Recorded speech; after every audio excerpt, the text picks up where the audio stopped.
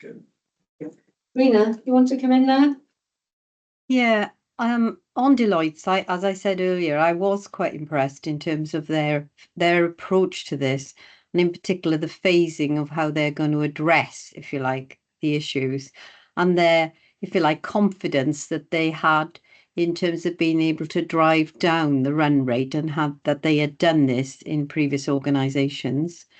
And that obviously they were particularly going to look at areas like CHC, which I mentioned earlier, and urgent and emergency care in terms of the costs involved. And they did make the point that obviously we would need to have a robust communication with our staff, which Abby's already referred to, and that in a sense, this is important because we need to obviously carry the staff with us through this process.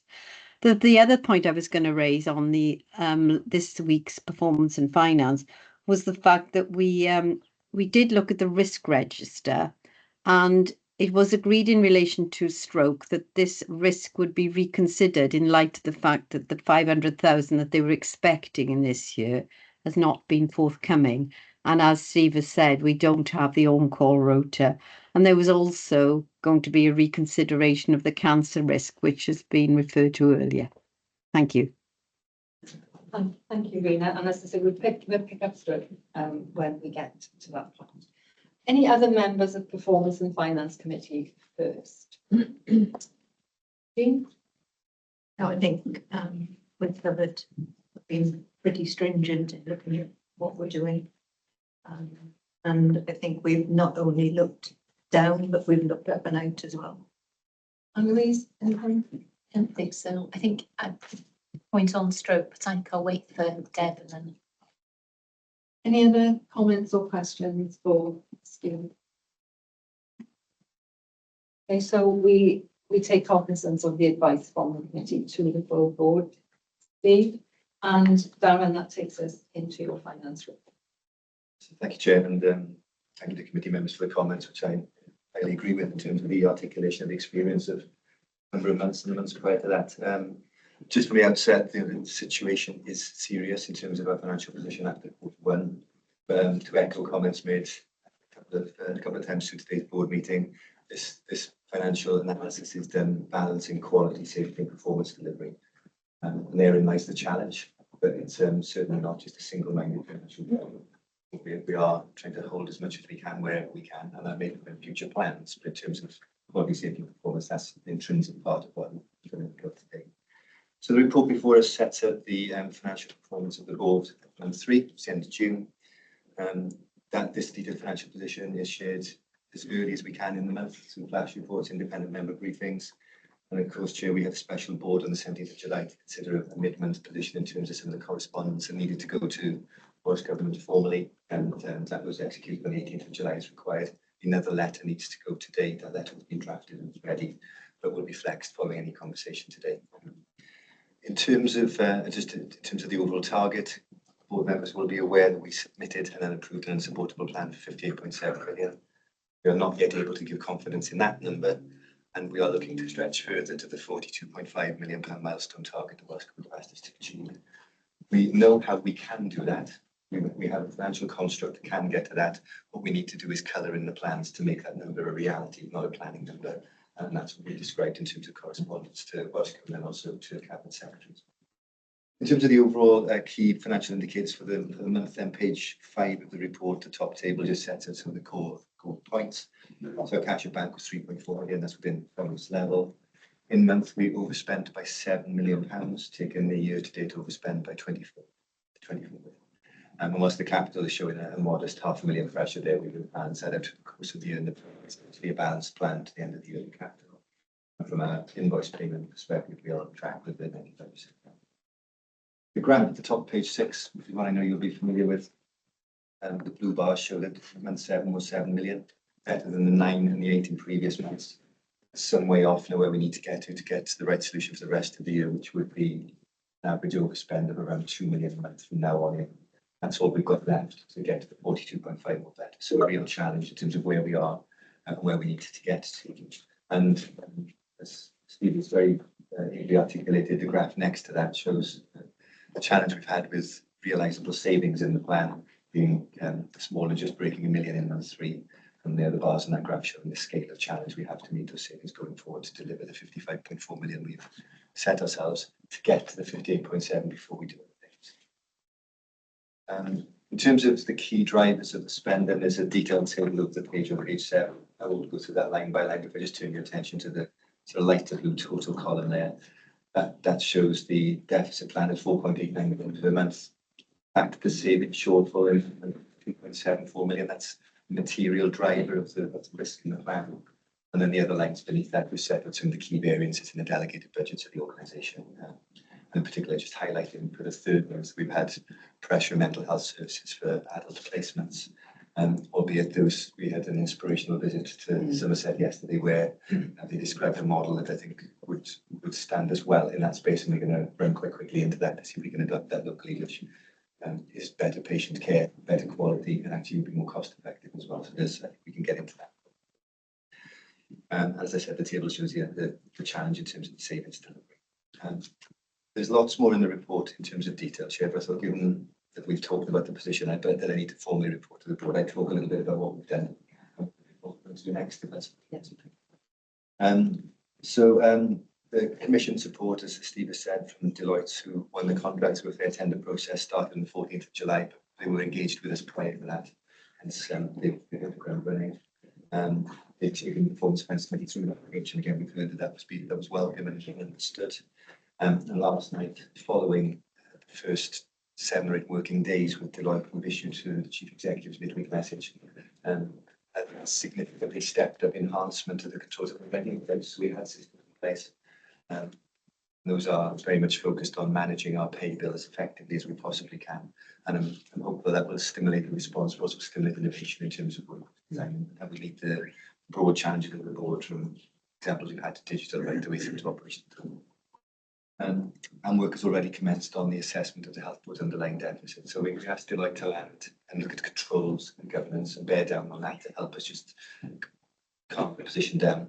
But clearly the commission was to do lots of other things as well. So they've started to lay deficit work. They've started now reviewing the current savings. So the 10 million of red schemes, all the other opportunities we've articulated in other plans, and they're assessing those along with the list of funds that we allocated through the last 2 years of financial planning processes. Colleagues would hear them called as investments. I think that's a Welsh Government offering to us. 82.4 million pounds of money allocated into the organisation over the last 2 years. We're working through that. Some of the pay work will address that. Some of the other will address that. So we're running headlong and directly into the challenges placed to the organisation where we believe there'll be opportunity to release money and improve the position. And then next week, those teams will be out into the organisation itself, working with service groups to test further ideas and to shore up the savings plans already in place. So within just over 2 weeks of being in place, they'll be out there doing exactly what we've asked them to do. The other thing that the Performance and Finance Committee, Pat in particular, is very keen on is the executive-led work streams. There are 5: continuing healthcare, procurement, urgent emergency care, medicine, pay. My exec colleagues are leading in those areas. The base principle of those areas is to help the broader organisation realise the savings. There's no savings in corporate directorates. That's to help system change to allow the savings to come out as soon as. And following the discussion last week with Deloitte and with Deb, which I'm grateful, we're going to add a 6th to that, which is planned care, because there's opportunity in planned care, which we need to be really clear how we articulate, given the significant amount of money the health board's receiving to improve planned care. But we must be honest to ourselves in terms of the core efficiency of our planned care service and how we could realise benefits from that as well. So that 6th line will feature. We'll be talking about 6 executive themes rather than 5. And again, important in terms of next steps. So whilst this isn't in the board paper today, we had confirmation yesterday from Welsh Government that our request to revisit the forecast in the middle of September has been granted. That's come through as a formal response to my monitoring return letter, but it was articulated in the target intervention meeting on Tuesday, where we will need to go back with a full final plan effectively the 11th of September, which is working day 9 when that letter comes in. That will be cognizant of the month 5 position of the board. It will have 6 weeks of Deloitte on the ground informing it. And I suspect we will need a special committee on board chair to help us run the governance through that, to release that at that point in time, which will be a fundamental of the governance. I'm grateful the government have heard our request for that extension, so they clearly understand what we're trying to do. But that will be in in relation to the 42.5 figure, which clearly is a stretch beyond the already stretched position we have in terms of the 55 million savings, probably taking us close to 7%. So reflecting that in the letter today. So I'll stop there. There's lots more I can say, but happy to take questions. Their compliments to the committee. I'm open for comments, questions. Jean, did you want to come back? One thing that we mentioned as well was the trend in non-pay being above the last 2 years. That was an area of focus as well. So there'll be two elements now which we'll certainly pick up. One will be that we're probably doing more work now than we've done for a long time. So we'll look at activity drivers for that. Yeah. But also through my procurement-led work stream, which has got a target of 4 million. We're looking to play them back into the system to arrest some of the price variance as well. But I think there's choice, there's volume, and there's price, and we need to bear down on all three of those to give a clear articulation of the committee. Thank you. Let me follow on from that, Darren, in terms of, recouping the income from other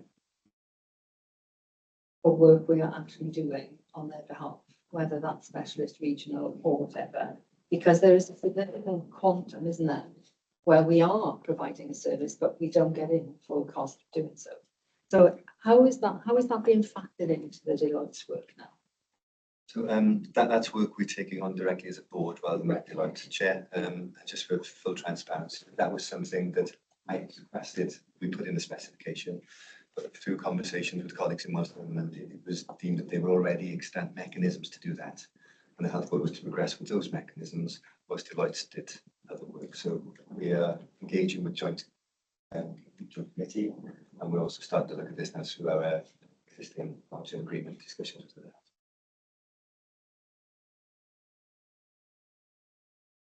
An important piece of work, and we do know that in terms of some of our analysis, our sense and we need to grow in confidence around our data, and that some of that comes back to our coding conversation earlier, is to be able to evidence that and then have the conversation with Welsh Government about how we deal with that, because certainly looking at some of our tertiary and specialist services, the sums could be quite material for us, and of course we are part of Team Wales. We get that working across all of the systems across NHS Wales with health boards.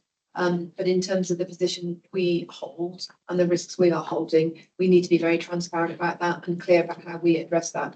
And so I touched upon in my report relating to JCC, we've got to watch very closely, and we are meeting with them urgently to understand the JCC overrun financial position, because it could have material consequences for us from a provider. If they want to disinvest or reduce their investment with us, it's really hard to take out a marginal rate of that when we've got fixed costs. So that'll be part of our conversation.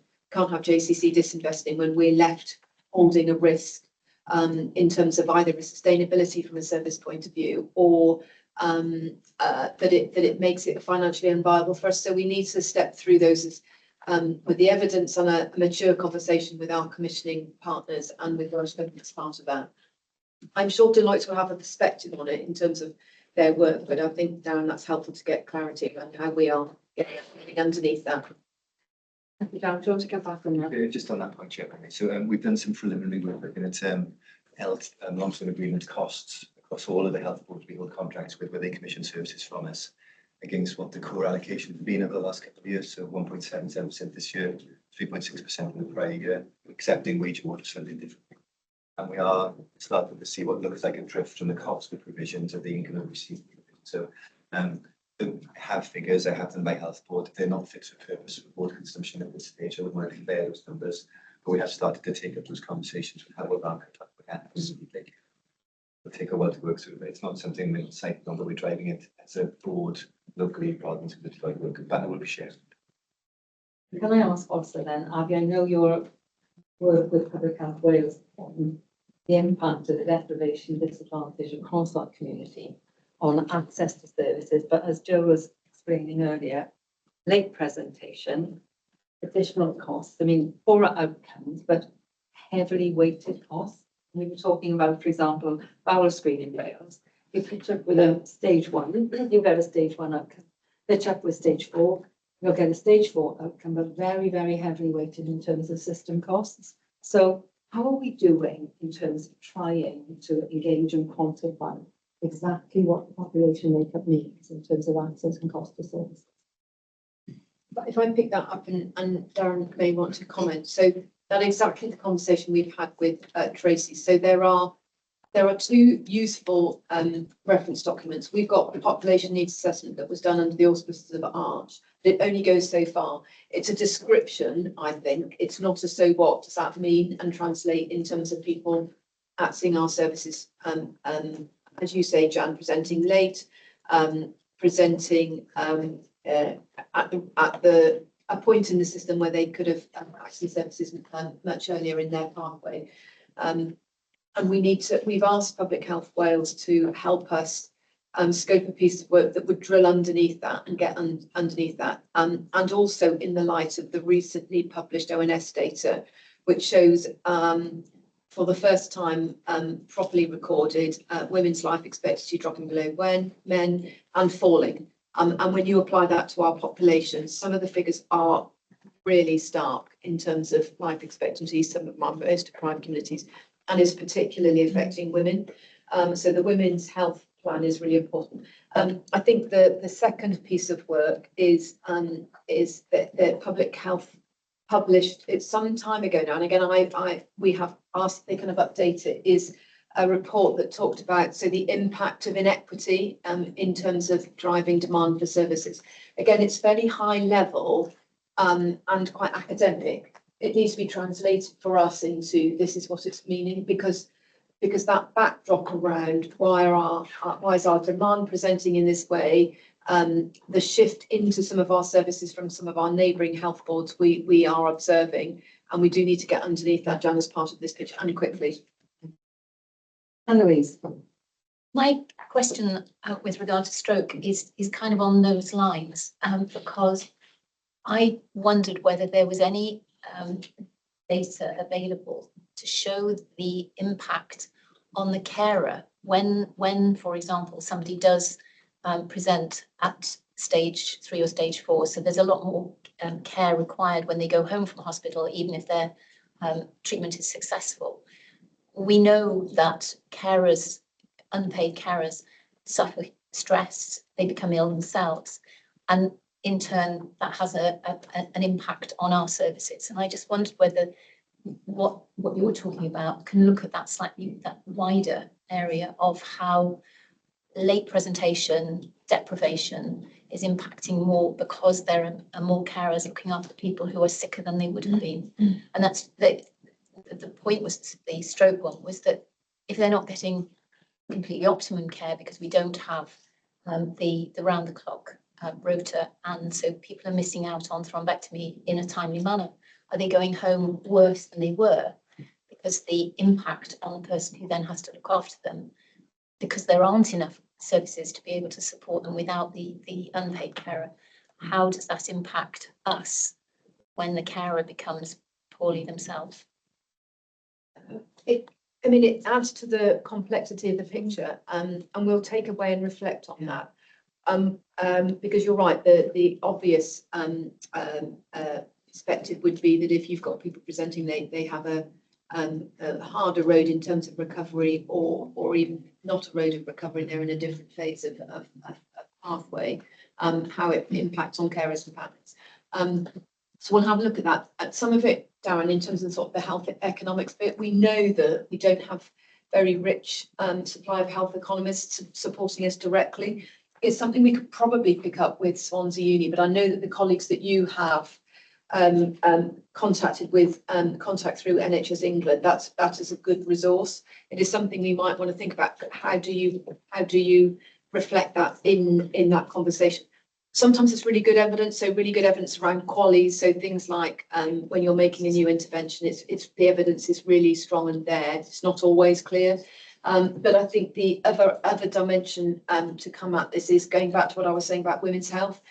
Women are generally are the ones who pick up caring responsibilities, and that's again picked up in, it's not exclusively, of course, but in terms of impact on health, that is one of the drivers around women's health. that we also need to reflect on. So yeah, we'll take that away, think about it. There's also an impact on the health service as well, because Yeah. because most of our staff who are women have that impact. So the sickness level goes up when they're caring or they're We stressed. see that in our workforce and absence Yes. picture as well. Keith, may we ask you, could you take that back to the university in terms of any health economics? There's a health economics unit. Okay. So Thank you. And if you could engage with Aaron, that would be really helpful. Thank you. Tina, we've talked about the impact on staff and the need to take staff with us. And Abby's message that went out yesterday, a very, very clear message about how uncomfortable all these actions are. Can you talk us through, you know, how are we going to get it back to staff? This is a really serious country, and we need them all to come along with us. So we have spent time with our staff side colleagues through the Department Board to provide briefings and campaign amongst the last meeting, to go through that in detail. We're quite honest with the challenge and ask for help and moving that forward. But not unless everybody else has received any noise to hear from the message that went out yesterday as yet. Which I think is encouraging, the fact that it wasn't a surprise to colleagues across the health board. It's something that they're aware of. My view is that it's the role of us as line managers, so for me to make sure my direct reports and areas of responsibility are fully informed and engaged in this piece of work. So I think through the green cascade and our responsibility on the table to take that forward. But at the moment, I'll obviously let the board know that that changes, but I'm not aware of any noise at the moment. Thank you, but we will be keeping close to it. Yes, thank you. So, in terms of the recommendations, in addition to Welsh Government not being able to approve the plan, we didn't approve it as a board. And I think that is an important point to make, is that we understood in March that we were not in a position to approve this plan ourselves. And we absolutely hear and understand the messages from Welsh Government. We recognise this ourselves. And as we said at the start of the meeting, we are absolutely committed to the financial discipline, financial management, the actions we need to take. We are taking those actions in the round, however, taking safety, quality, risk and access to services as part of a rounded discussion. We can all be disappointed really in month 3, and we're looking for a better outcome in month 4, although that might not be the case. But Darren, we're not going to take a view on our forecast until after month 5, as you said. So I think we will need some kind of special board on the 9th or 10th of September. We can do it on Teams just to indicate what are we going to be saying now in terms of any change to forecast, because that is the crunch time for us. Everybody content with that? Thank you. And obviously we support fully all the actions that the executive is taking on behalf of the whole board. And, you know, we understand for our staff, this is not comfortable at all for any of us, but needs must actually, because we are spending money we don't have, and we need to get ourselves back into a sustainable financial position.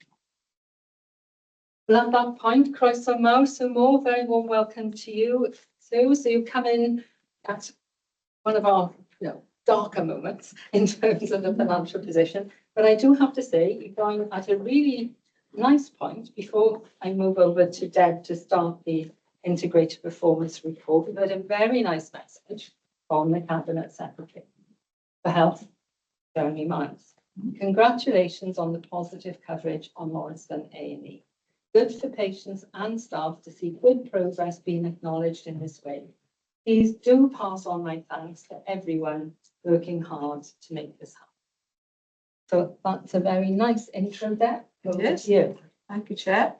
So I'll talk you through the performance report in the first instance and bring in colleagues as we go through. We're focusing on the slide pack, but we can take questions on that. And then Sue will do the collective change presentation after that. That's okay, Chair. So start with me. So looking at in the first instance where we are with the targeted intervention areas. So looking at cancer in the first place. It's worth noting at this point, Chair, that we have now actually met the de-escalation criteria for cancer. Unfortunately, there's a lag in reporting. So board members may be aware, we report on a monthly basis. It's always a month in arrears. And then there's always a quarterly refresh to recount on patients where pathology results may have altered. So we always report the worst case scenario. So if a result is pending, we will put it in as a positive cancer. Therefore, if they've breached, some of those results change with the pathology and then they come out of that indicator. And when we look at the last 5 months, actually, our performance has improved in every single month.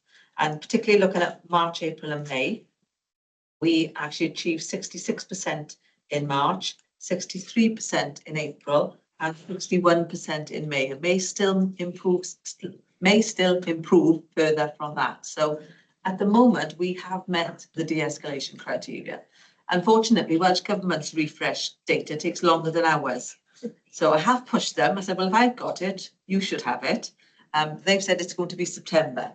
But we await with bated breath, but that performance level has improved. So we will then be green in that. So all of the areas you can see on the slide deck, we are colour-coded looking at the de-escalation criteria rather than the fixed performance areas as they stand at the moment. So that's the cancer. UEC, Sue will give us more detail on the UEC, so I won't steal her thunder. Again, it looks amber there. If we looked at just June and July in pure performance measures, all of those areas would now be green.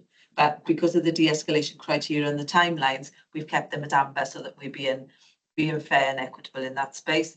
HCAIs, I come to Richard at the end of my bit, Chair, to give it any update he wants to give on those, because we're still struggling a little bit in the overall delivery there.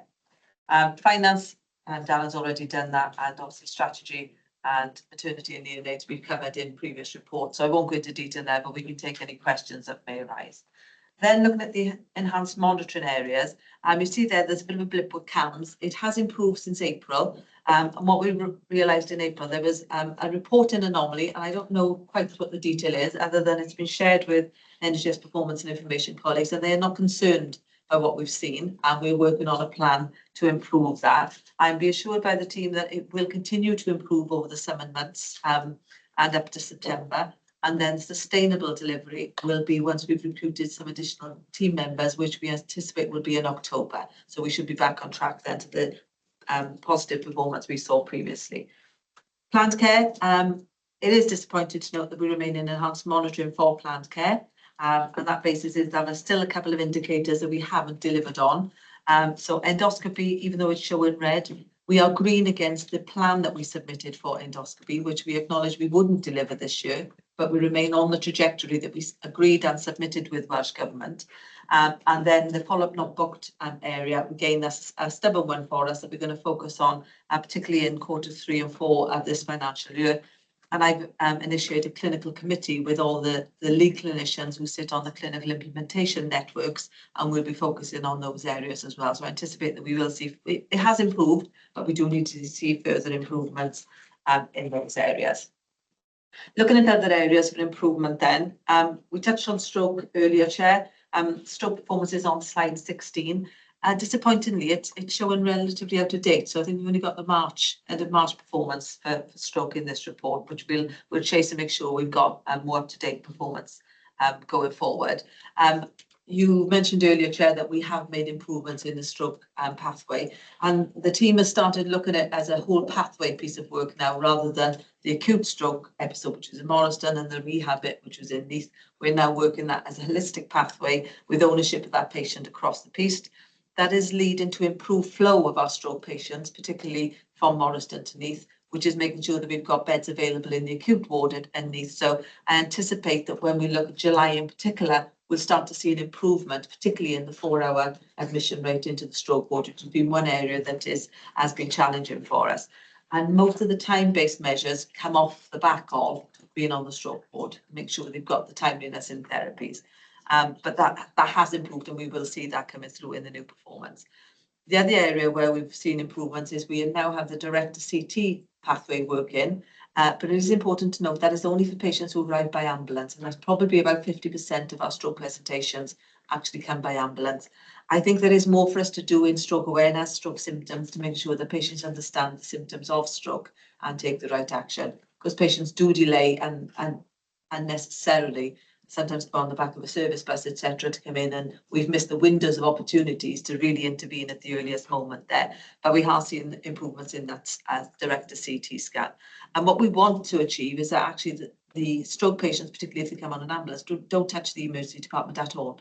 So they're direct to the CT scan via the ambulance pathway. They're thrombolyzed in the CT scan if thrombolization is appropriate, and then they go directly into the stroke ward for those pathways to kick in. So that's our ambition. So we will keep an eye on that, Chair, and work through what how we get that reported into board. And the other area I wanted to pick up was slide 14, which is the pathway care delays. So we report regularly on the numbers of patients who are in the clinically optimised cohort, and the numbers have reduced considerably from when we started the reporting, but they're a bit stubborn at the moment between that 180, 190 level. But what you can see on that slide is the number of days that we are recording as clinically optimised patients is coming down significantly, and that will continue to improve as we go through. And unfortunately, when you look at the two highest reasons for our pathway care delays, it is still the patients for waiting for reablement care packages out in the community and for social worker assessments. So we continue to work with partners on those numbers. But pathways do seem to be working far better than they have previously. And then lastly, from me, Chair, is the enabling action section, which is in section 3. That looks very narrative at the moment, and that's because these measures haven't been looked at from a quantitative perspective and given us firm and fast numbers and rationale on how to report into those. I'm pleased to report to board that our healthcare systems engineering team has been asked to work with NHS Performance and Information on creating the rationale and the metrics to really dig down and report on specifics within those enabling actions. So I'm hoping that will kick in over the summer period, and then we can start to report really more specifically on what it means for us with those enabling actions. But when we've looked at the report that comes out, we fare quite well in terms of where we're going with those enabling actions criteria as well. So I'll stop there, just hand over to Richard on the IPC issues, and then I'm handing over to Liz for the quality measures, Chair. Thank you very much. Thank you, Dale. Yeah, so board members will see the dashboard there in terms of the infections that we track in terms of being indicators of healthcare associated infections. Each of those in terms have got Clostridium difficile, Staph aureus, E. coli, and Klebsiella as the 4 infections. Each measures something slightly different in terms of the way that they're acquired and the way they're transmitted.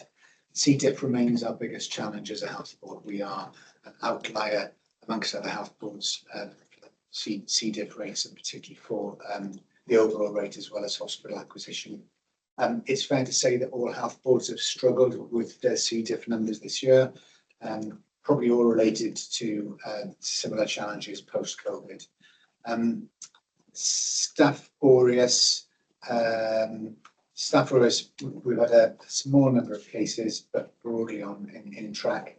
E. coli, not the full data not showing here, but in the last 2 months, we've seen quite a spike up in E. coli bacteremias coming from primary care, which I wonder, I've asked the primary care team to look into it. I wonder if that's related to dehydration and the hot weather. And then finally, Klebsiella, a small number of cases at the end of the year last year with an increasing number. In terms of my preface to that, I'm looking at the way that we have oversight over our plans for IPC, and I'm going to refresh that with the team. I met with them earlier this week to sort of have a look at the reset agenda, what that looks like. We do have a plan for C. diff, which was signed off in management board, but cleaning and cleaning standards remains a big challenge for us. I think with the work that's been done and the work that you were celebrating earlier in terms of the front door, I think the fact that we won't hold people for so long in the ED, that we've got a better flow on our wards will assist with that. But clearly some of the ways in which we're managing that, like your next patient, will, if you like, will perpetuate some of those challenges about more patients being on wards. But ultimately, we're not compliant with the cleaning standards, and that's a particular challenge in Morriston. And I think that is one of the things that we haven't addressed. We need to look at again, whether that will cause a cost pressure. In terms of the other areas, the other infections, both Staph aureus and Klebsiella are infections that are associated with specific circumstances. So Staph aureus typically with a break in the skin, and Klebsiella often associated with it with problems with the gastrointestinal tract, particularly on the gallbladder. And I'm conscious that as a tertiary centre, we accept, for example, a number of patients who are burns patients, or vascular patients, who have breaks in their skin and will be at higher risk of Staph aureus. And I'm keen to look at comparative rates across other health boards and other health systems for Staph aureus rather than a plain number or an improvement goal. And similarly in Klebsiella, looking in more detail at that cohort of patients, either we receive as a tertiary centre in receiving complex biliary patients, and or actually our own patients where we've got patients waiting for longer than they should on the waiting list for surgery or waiting for gallbladder surgery. So in short, the numbers show a red, amber, green rating on here. If you zoom out and take a step back, actually for most of our infections, if you look at the trend, we are hovering around the mean. And each month we're either slightly above or below or on the line, but overall it doesn't show any difference in trend. So I'm keen that we have a reset, look at the agenda, look at what we're trying to do. I've had a conversation with the team this week with a few suggestions of what we might do to change our focus and redouble our efforts in this area. I was really disappointed though in speaking to those staff who related to me their experience of when they go onto wards and they challenge things like bare below the elbow, with them being challenged back by staff asking why they should comply. And I'm also very conscious that our hand hygiene scores and those attitudinal things in culture may not be where we want it to be. We want to reinforce that as well, and that's not acceptable. We set our standards for what we expect of our staff and expect people to comply with them. So I think part of this needs to be a further line on what we expect of people in their behaviour interaction with patients. Liz, that's a segue over to you really, and also Tina as well, thinking around engaging with staff. But Liz, shall I hand over to you to pick up from that? Yeah, I mean, everybody understands why we should be bare below the elbows, and we do audits around it on a regular basis. It's part of the quality assurance walkabouts as well. It hasn't come through from the quality assurance walkabouts, it's come through from the IPC staff that go out onto the wards.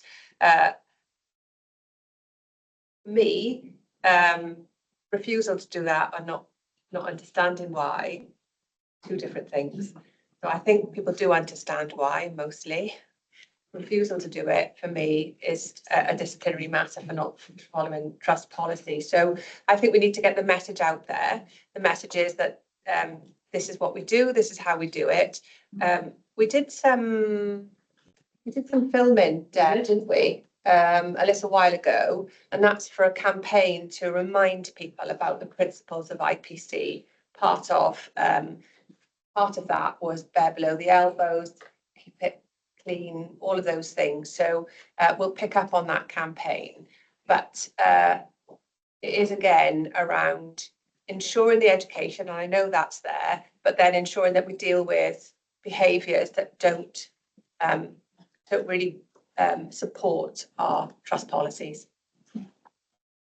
Tina, do you want to add to that before I go back to? Yeah, and we're not the only health board that's experiencing this, and I think there's some other work with fundamentals of care, some of the basics like this seem to take a backward step, I would say, since COVID. I think that's a symptom of that, where we've probably lost focus on those fundamentals. So I do think it's more around reminding people of the fundamentals of care, and obviously this is working on that education piece anyway. But it's also about accountability. So it's in people's job descriptions, it's in, it's a requirement of their role, it's a requirement of their registration, professional registration. And we do need to start taking action where people aren't following what they should be doing, quite frankly. Yeah. Thank you, Tina. So we're remit to what then? This whole question of this agenda and oversight. Thank you. So should we come back to you then on different aspects of Yeah, thank you. I just wanted to firstly pick up on our serious incident reporting, and the fact that we are developing this IPR, but just to say, I think we need to be looking at the percentage of incidents that are serious incidents. So we look at pure numbers in this report, but that doesn't give us a sense of how many incidents have been reported, and we do encourage reporting, and we've got, you know, a good reporting culture. So we're going to work to bring something to quality and safety around percentage of serious incidents, and then what themes are in those serious incidents, and is there any thematic reviews that we need to do? So we do see the number, it doesn't give a very good fit. So I want to take that away and start to work with that with the team. I just wanted to pick up on falls, and really to say that falls per 1,000 bed days is 3.6 for us here in this health board. A huge amount of work has been ongoing, led by one of our QI team, who is an OT by background. And that 3.6 per 1,000 bed days is compared to a national average of 6.6. So a massive amount of work has been done, never enough, and we will always continue. But for me, good assessment and care for our patients preventing falls is a really good proxy of care. So we're now focusing on community and community falls, and we've got models being developed out there. But the team that have been supporting our care homes and in the community and educating on falls have been nominated for an NHS award. The NHS awards that are there. So that's really, really good work. From a tissue viability perspective, still really focusing as a priority for the health board on tissue viability and reduction of harm. When I looked at this time last year to this time this year, we've had a 50% decrease in serious tissue injuries, which again, I think is testament to our teams out there delivering the care bundles and the processes that we really need to protect our patients. There's been an improvement in when we've gone out and audited the grading of the tissue viability incidents and the incidents being managed, investigated, learning brought out and then closed down, massive improvement. So we will continue with that focus. Because again, it is a fundamental of care that provides fewer opportunities for incidents like this to happen. We're starting to work with the simulation team, and there's some great simulation facilities we know available at the university particularly, and developing a simulation training for tissue viability and for falls. So that's something the team are taking forward.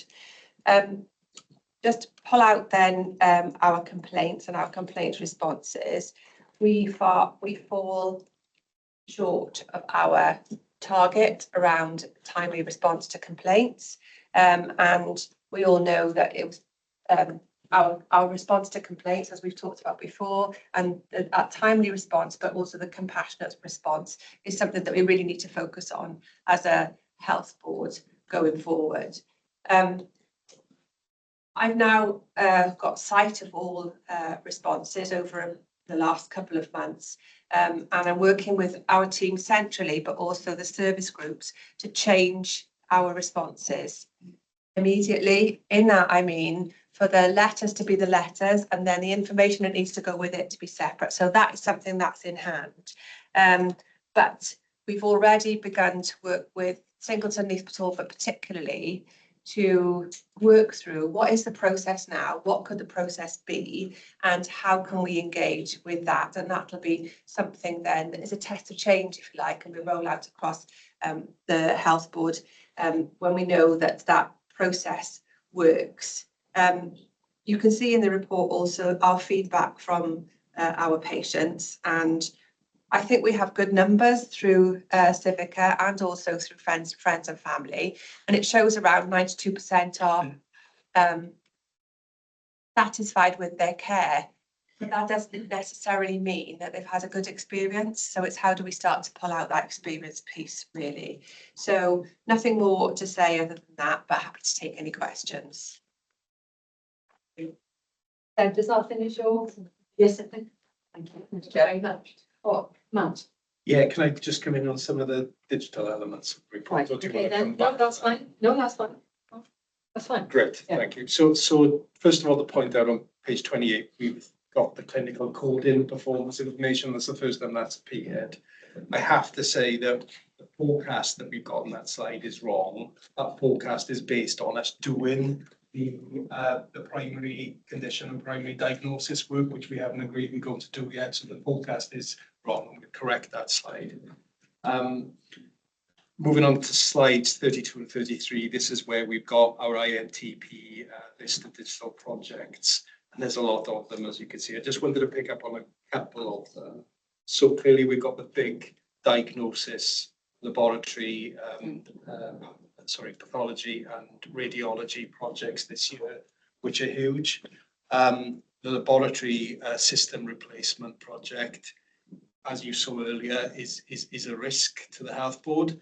There is never going to be a risk of us being without the pathology system, because if we have further delay, it's simply going to cost NHS Wales and Welsh Government a lot more to cope with those delays. We've currently got a revised plan with DHCW, which is changing the order in which the programme is going to implement to be discipline based rather than organisation by organisation. But it is still, high risk in coming in on date. It's a real concern, not just for pathology, but across the health board. So that's ongoing. And radiology is in a similar space. We are moving our implementation date from October to February. And that de-risks things a little bit for this organisation, but clearly we fit into a wider, bigger programme of schedule amongst all of the other organisations. So it's two big programmes that we're carefully trying to deliver on. And I just wanted to touch on mental health as well. So underneath the underneath the transformation programme, clearly we've got the informatics strand. We've got a short-term plan, short to medium-term plan to put Welsh PAS in to address a lot of the data issues and the lack of information we have in mental health. But as you know, we've invested in a system called RIO to implement across our integrated teams working with Swansea Council.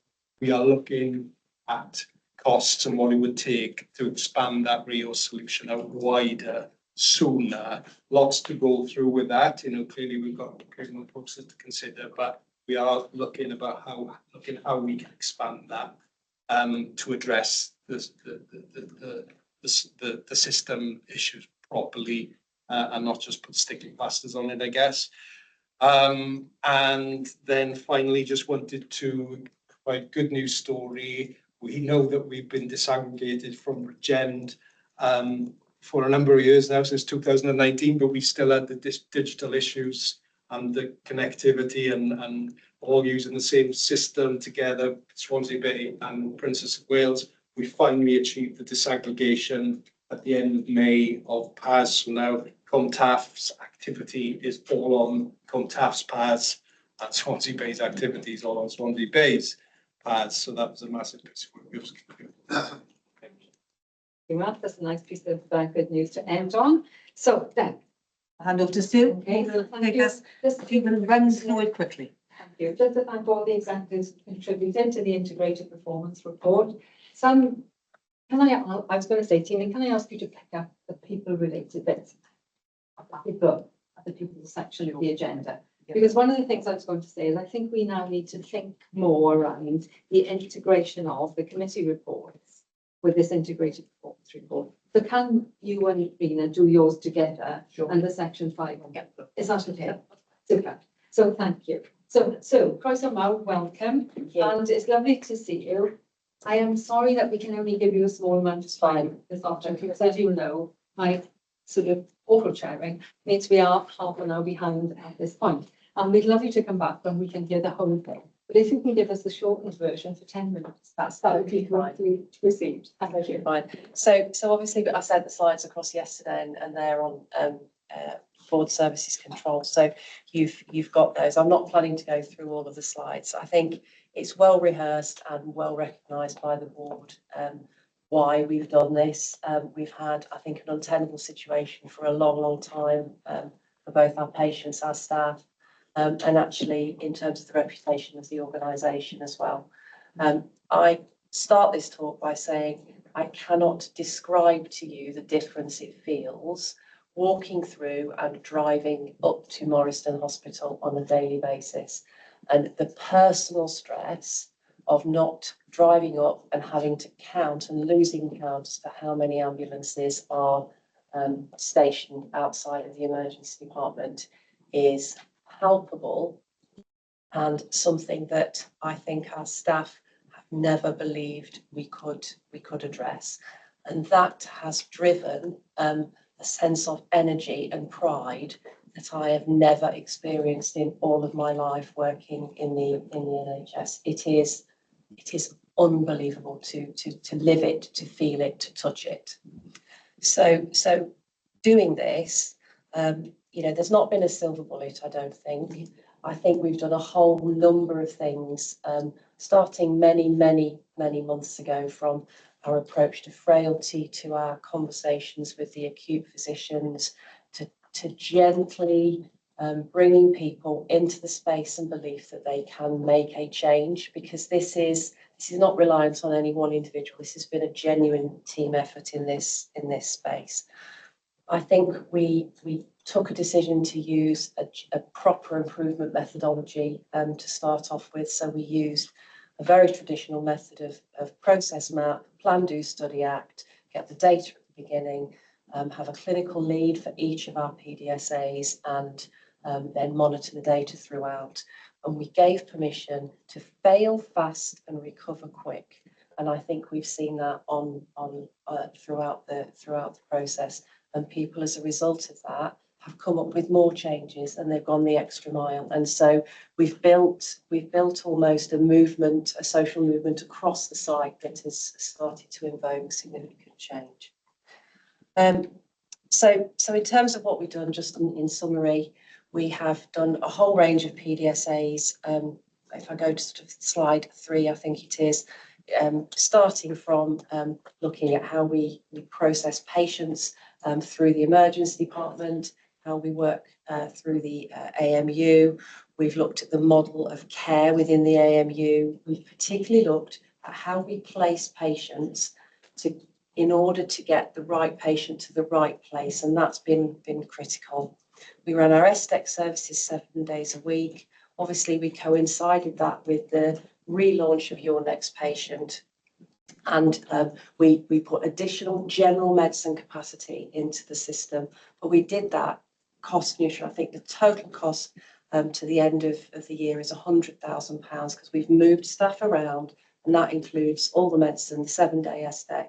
So we've done that in as neutral a way as possible, but I think there are some real benefits coming from that. So what have we seen? We saw Anglesey open swiftly, quickly, efficiently. We saw a rapid decompression within the ED, and the positivity I've talked about. I think the important thing to focus on is the data.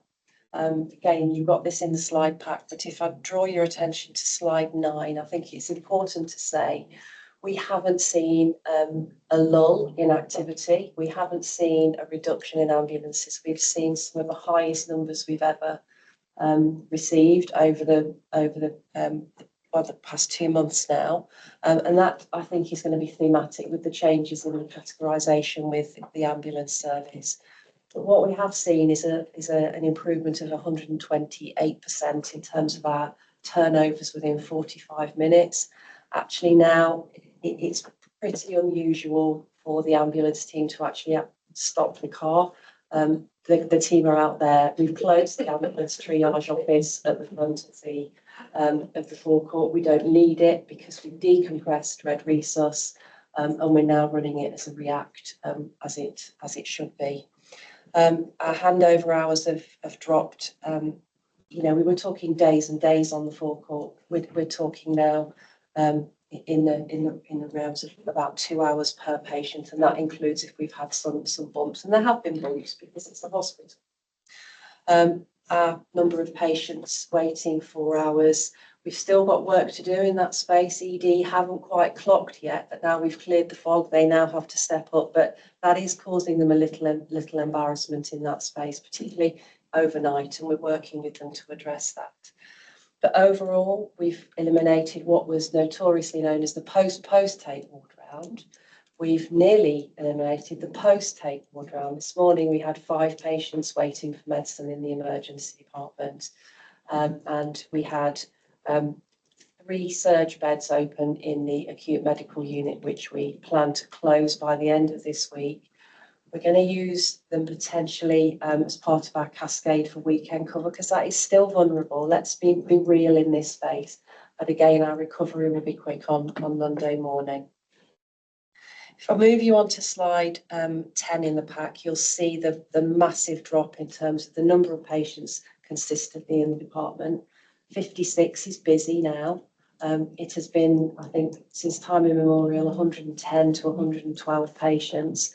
The time waiting, you know, the clock, really we were looking at 170 hours. Yesterday, the maximum wait was 17. We had one patient today who was 38 hours. People are like, hang on a minute, what's gone on there? It's a mental health patient who's moved between different areas. We've got to get our referrals onward resolved. But we're in the minutiae of this now and able to see it clearly.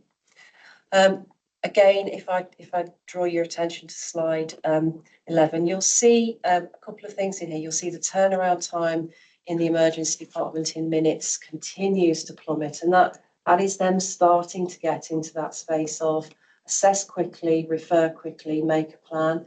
We're still seeing some of that backlog overnight, and that is causing some tension, but again, working through that. The number of patients waiting at 9 a.m. dropping dramatically as a result of that. But there is a definite glitch between 12 and probably 6 a.m. In that space, though, we've now got site matrons at 6 a.m. going down there and saying, who are the first 10 patients we're moving? Let's get them. So we're starting the day much earlier. That used to wait till 9:30. They're proactively moving the patients. They're saying, go to AMU. Who's the top 5 longest medical patients? Who are any patients that have turned to clinically optimised overnight? We need to move them, and let's prioritise those for movement. And so the whole team are pulled together in that space.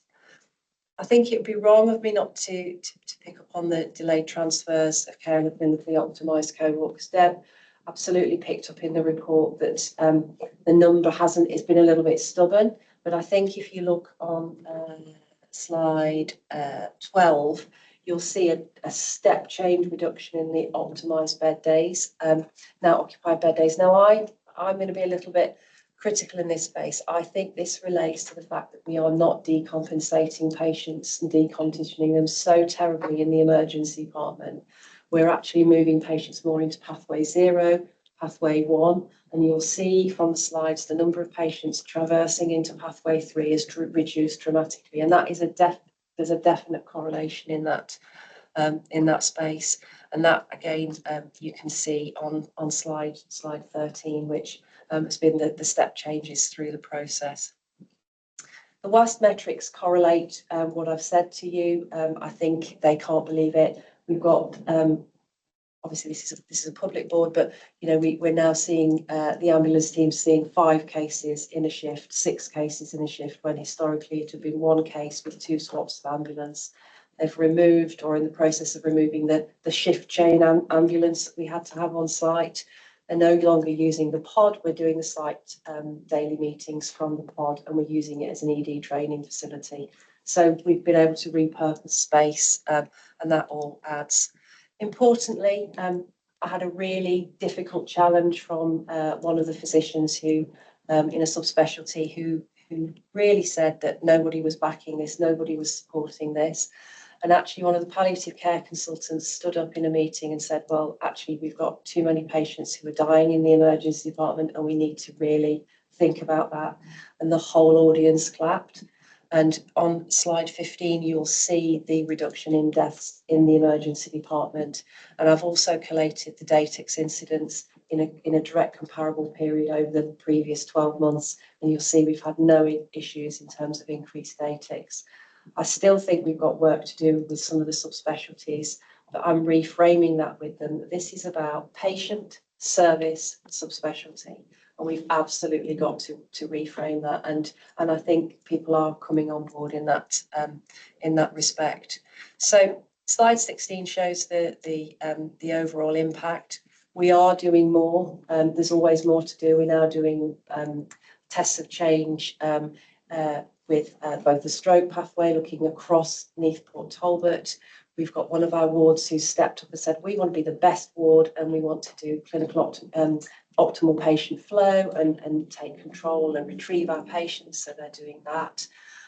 We've got work around a continuation of SDEC and changing the model so that it's actually a little bit more policed through the secondary care lens, because we think we've got an over referral there, and historic data would show that. We're doing a different trial of Your patients around intensive care, because I think we've got to address the DTOC problem in terms of delays from ITU, because that's causing us a double issue. So if you phone from Withybush and say, I've got a patient to come to Morriston, they will be accepted. If you phone from the ED to say, we've got a patient who needs to come to you, then you have to jump over a 12-bar gate and then swim across a moat to get the patient through into ITU, which might only be for a 10-hour period. And we need to flip that on its head, because resource needs to be for resource, not for ongoing monitoring. Nearly finished, Jan, honestly, promise you, I'm going super quick. We've had some great patient stories. So patient is coming to do a video patient story from a previous experience. Similarly, we've got a very open and well attended ED partnership forum now. You'll see in here we've got some narrative where we're just refreshing that, because this was from the very early stages. So yes, there's more to do. We need to really hone down now on the 4-hour and the 12-hour.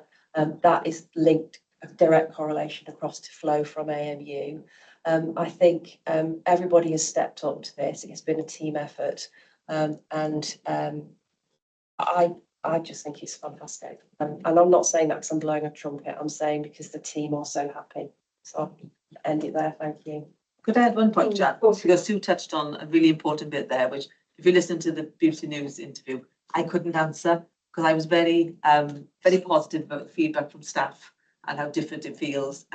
And Owen Clark asked me about the patient feedback, and I said, well, patient feedback is always going to be subjective, and it would depend if a patient had been in the department in January when it was poor, and whether they've come back again. They might have a more positive view, or they might have the view that they're still staying in ED for too long. So I said we will be gathering that, but I couldn't answer that question at that point. So to hear that we've got a patient who's going to give that feedback, I think is really important as well. It gives the context alongside the staff feedback.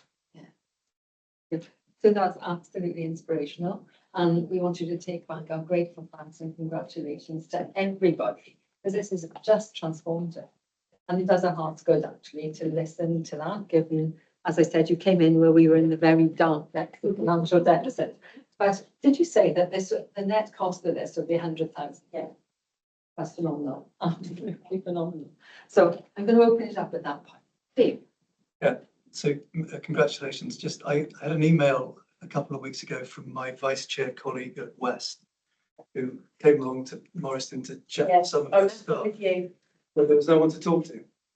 Normally there are lots of people with time on their hands from West that she could talk to, but on that occasion there was nobody there. So brilliant. And the feedback from West staff is also phenomenal. It's a bit of a culture change to start with, John, because they used to, as Sue said, We get a lunch back. we don't get a lunch back anymore, which is an issue in itself. But now the positive feedback, the staff well-being, they said the sickness rates in our area for West have dropped considerably, and you can see it very different to other areas. And they are saying this is a direct correlation to the work we've done. So it's all positive. And the issue of things like long lie, so patients who have been left long before that's gone.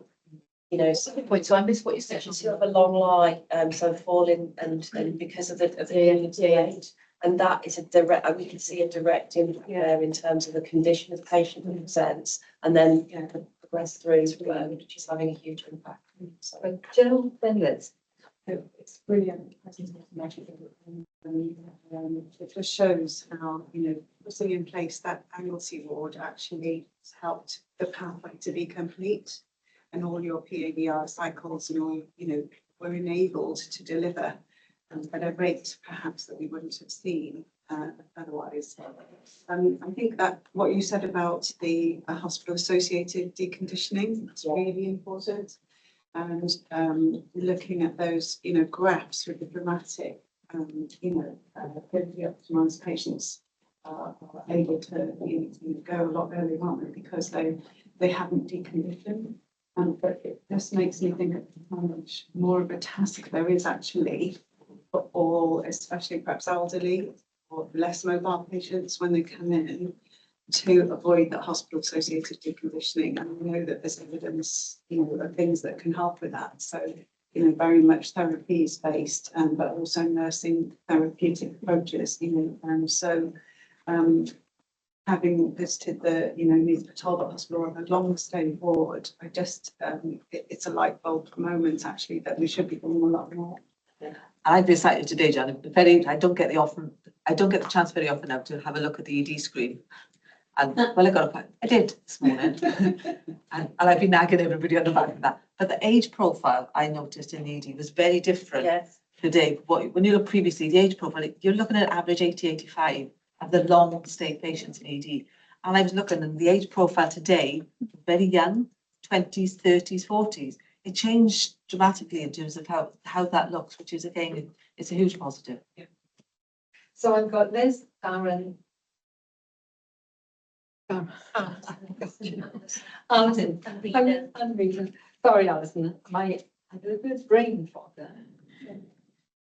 So Liz. I think there are a number of things that have come together around this. I think, and when we evaluate, which we're going to do, aren't we, Deb and Sue, we're going to bring a full evaluation back of this test to change. But the improvement methodology is key here. And I think we had a lot of support from QI particularly, and it lends itself to organising for success, which is the whole approach that we want to take across the whole organisation. That evaluation, we want to develop through key indicators, and I have no doubt that our incidence of tissue viability and our incidence of falls will come down. It links to deconditioning, all the things that you said. So when we do evaluate it, I think we have to look at a number of metrics to bring that back.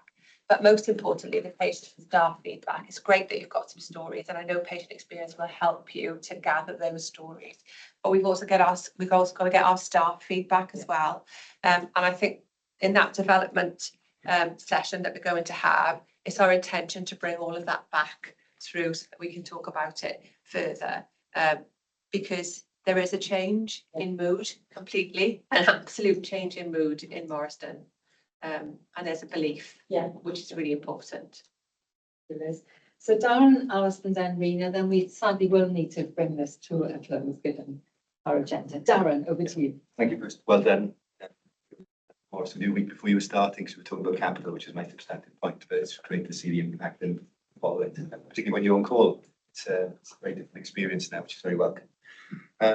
We're evaluating the cost, 105,000 for 8 months, and I'm sure the benefits will wash through as we do the evaluation that Liz described. So we'll be able to make the numbers work on this. It's not an additional burden, it's a far greater thing. Absolutely, yes. Like the two main points to the congratulatory was just around this. Significantly changes the immediate capital ask, because we were in danger of building failure capacity. We're not now. We're looking at redesign of Morriston as is probably, and we're working that through in a stepwise way. So that hasn't gone off the agenda. We still need a better environment, both in wards A and B and probably in the emergency department itself. And we absolutely still need long-term strategic ED for Morriston for the population we serve. So this is just a great bedrock from which we can change the perspective of that immediate and longer-term plan. We shouldn't lose sight of. There's still more to do to help teams make even greater improvement to it. Thank you. And Alison, you and I were up in Morriston, were we? Not specifically to look in, but there is a buzz, there is a vibe, and it feels different, doesn't it? It was from all professions, yes. It was, yeah. I was going to say, I think it's a big thank you, Sue, because I think the discipline you brought around that improvement methodology, and you've integrated across all professions, and that's been key to success. So, and the confidence then that's been built across professions and individuals to take forward and lead has been something that maybe we haven't seen previously.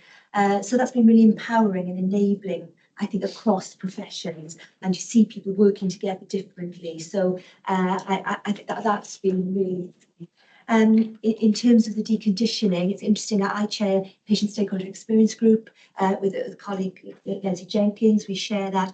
And this month, we're focusing on deconditioning and be interested to see what the service groups bring back to that and add some challenge I can put in, or to at least ensure that in the future we receive this report and we can play that back through quality and safety group up into quality safety committee. And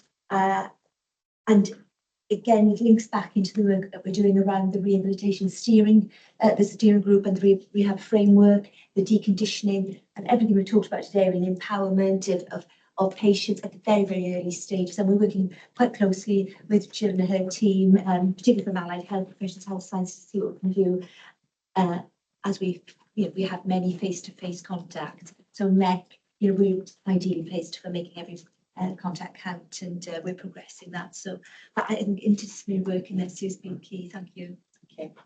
Thank you, Alison. Rena, final word to you. Oh, thank you, Chair.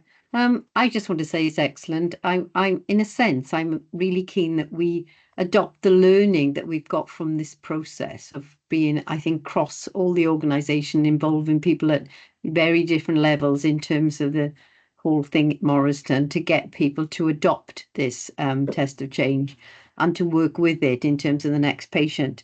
The only question I had really in terms of Anglesey ward was previously the decant ward to allow estates to get on with the work to the roof. I know this because estates were talking to us last week when we did a visit. And I just wondered, is there a contingency plan for decants if we need to do some urgent more roof works? Because obviously Anglesey wards is now obviously being used in a different way. Thank you. Thank you, Rena. That's a nice, complex question. Took my glasses off to answer the question. So the answer is yes. We still have space at Singleton where we could cohort appropriate patients if we felt the need to do that. I'm not sure we'll need to do that. I think we may see further improvement and may be able to create the space that we need anyway at Morriston. So we've got a plan A and a B. Let's remain on the positive vibe and say that we will probably still see that working through. And just to enable this to happen, Rena, we have flexed the TEF and the Technical Estates Fund to do some of the other work on site, recognising the roof is still an imperative, but we've just moved the resource around so we haven't lost momentum. But ideally, we will need to come back to that. But let's see how the next couple of months go. We have got a plan A and plan B. Thank you. Thank you. And Abby, I'm going to leave it to you to conclude this. It's really great to see, and thanks Sue for bringing it to us today and bringing it to life in terms of things like the patient story. It's really helpful. Colleagues will be aware that originally we were going to have on the agenda a look back at last winter. It's been put into the information that board members can look at your leisure. I would encourage you to do so. And I think the timing of this has been really important because in September you'll see our headline winter plan, because we're never out of the cycle. And although Deb, I think you made the point very clearly in the coverage of this, and you've just reflected on this, so the activity hasn't dropped over the summer, but this will stand us in good stead in terms of preparation for the intensity you get with the winter in terms of acuity of patients and the winter viruses that hit us at particular points. So it's really good to see it, and the tweaking that you're doing and the recognition you haven't got everything that we want to have in place, but it will stand us in really good stead for the coming months. So thank you very much. Thank you. And so thank you again. You've uplifted our spirits, uplifted our conversation, and please take back our thanks and congratulations to everyone. You're very welcome to come back in September when we're looking at the winter plan. Thank you so much. Thank you. The rest of the board. Okay, so we're going to do 4, 5, 4, 6, 7 and people, and then we're going to have a comfort break. So 4, 6. 4, 6, we're on 4, 6 now. We've done 4, 5. So 4, 6, and we welcome Craig and Sharon. We do. Who have joined us for this item. So Deb, are you going to start? I'm going to do very little by way of introduction, Chair. I'll hand over to Craig and Sharon, who are absolutely the experts in this space. So I'm sure there's Craig and Sharon will be well known to the board. So okay. So in terms of the similar approach that we did for the dental to the board, we've sort of done a sort of an overview of services that are being delivered through general medical services. So I won't go through the paper. I think it's probably more valuable that we need time for questions. But we outline in the paper what our approach is in terms of access, sustainability, the workforce that actually deliver the service across Swansea Bay, details of the supplementary services that are offered, and we thought that probably at some point would probably be helpful to come back and talk about those maybe in more detail. We just outlined in the paper how many of those are delivered, and we've got the details on what they are. How we contribute in terms of the winter plan. So said we'll be coming back in, I think, in the board in September. So how primary care plays that role in there in terms of obviously the immunisation programme, but also the additional capacity offers that we have. There's a section here around the estate, some of which we own, some of which is leased, and the input that we have into the practices in terms of improvement grants. There's a little bit there about contract assurance, which is a relatively new thing for us, and the mechanisms that we put in place in terms of the 29 indicators to look at that. A little bit about the digital side of things. You obviously Sue's been here talking about the sort of the urgent emergency care role and the improvements in Morrison, and shouldn't be underestimated the role that the urgent primary care centre plays in supporting that, not only in terms of taking patients from general practice, but also in reaching into ED and supporting ED in that way. So I'll leave it at that. I'm sure you've got lots of questions. I'm sure there'll be lots of questions around access and sustainability, and we'll do our best to answer those. Oh, thank you, Craig. And of course, we've very much been focusing on a range of population health matters, and primary care is a fundamental role in terms of population health and wellbeing, access to services, helping to reduce inequalities, etc. I'm sure there are going to be quite a lot of questions for you, but we're also happy to come back, as you say, later. So can I open it up? Nuria, would you like to start? It was a really helpful paper, so thank you. And it does show a good picture of where primary care is at, but I've used to mention, I think that there is more about understanding trends in particular. You know, we're all concerned about rising demand, increasing complexity and stretched capacity. So I think that what I would really welcome is an understanding of the broader story around time, the nature of this, and scale of the squeeze, if you like, so that we can really plan ahead given our population health agenda. And then there is something in it too about, you know, those assurances around the demographic profile and sustainability of the primary care workforce moving forward. And I do take that you're going to bring something extra. So I think understanding all that and, you know, projecting in particular towards current trends, you know, the urgency around acting now as a health board so that we don't increase a crisis later on, 5 years, 10 years time. All of those were questions that I had.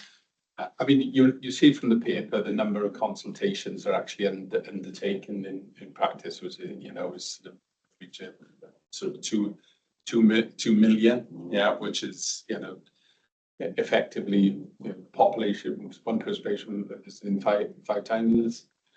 I mean, in terms of, you know, that demand, I think what we are seeing is reflective of all our areas is obviously that free little DV care.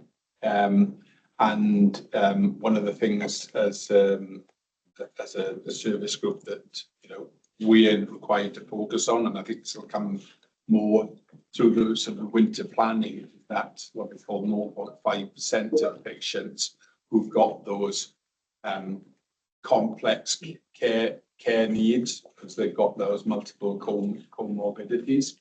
So I think we've lost something in terms of the preventative agenda and doing more working with practices.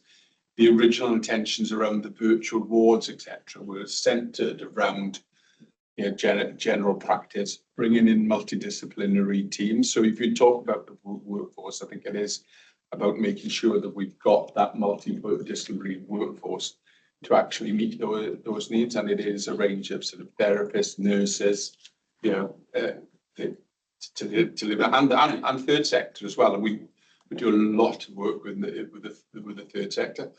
And in terms of the sort of, the looking forward and what we're going to do, we've got community psychologists now in place in each, well, with one short now because one just been promoted, but we've got community psychologists now working within the clusters. So they are working from a perspective to identify what the issues are at a very much at the ground level, particularly, I suppose, interacting with children, young people and families to identify issues that we're potentially going to have in the future. Don't add anything, Sharon. Yeah, if I may. So a couple of things then on the workforce planning. So in the paper, you'll see that we've managed to establish a primary care academy. So it's still very new, but we've had funding from HIW as every other health board in Wales.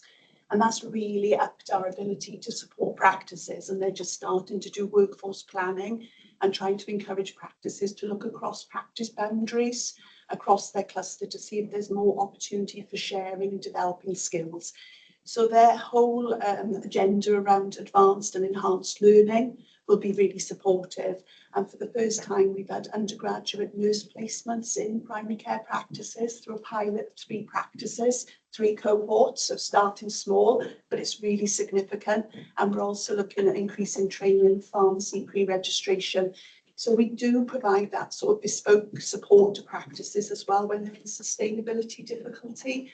So Craig will chair a formal sustainability panel. We have quite a small practice support team, but they'll go in and help and look at the skill mix, look at the workforce. And between that sort of academy and our practice support team, we can provide really proactive support to practices to try and future-proof them. And I think it's important to say as well that there isn't a shortage of general GPs either, because actually we're probably for the first time ever in a situation where we've got people coming out to training, actively looking for jobs. And actually, one of the reasons that we've been so successful, I suppose, around delivering our out-of-hours service is that we've now got salaried GPs working in that service. So that makes it far more robust.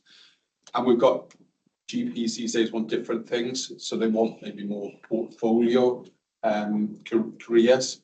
So, they like that sort of that mix and match. So there isn't a problem at the moment in this area in particular in terms of GPs, but I think it's about the wider workforce offer. And Sharon said we're through the academy, we're looking at how we respond to that. Thank you. So I've got Rena, then Marie. Rena. Thank you. Thanks for the report, Craig and Sharon.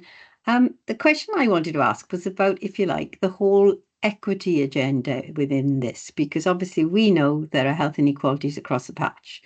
And the bottom line is we would like them to be less significant. But the way we're going to address it, it seems to me, is through initially primary care.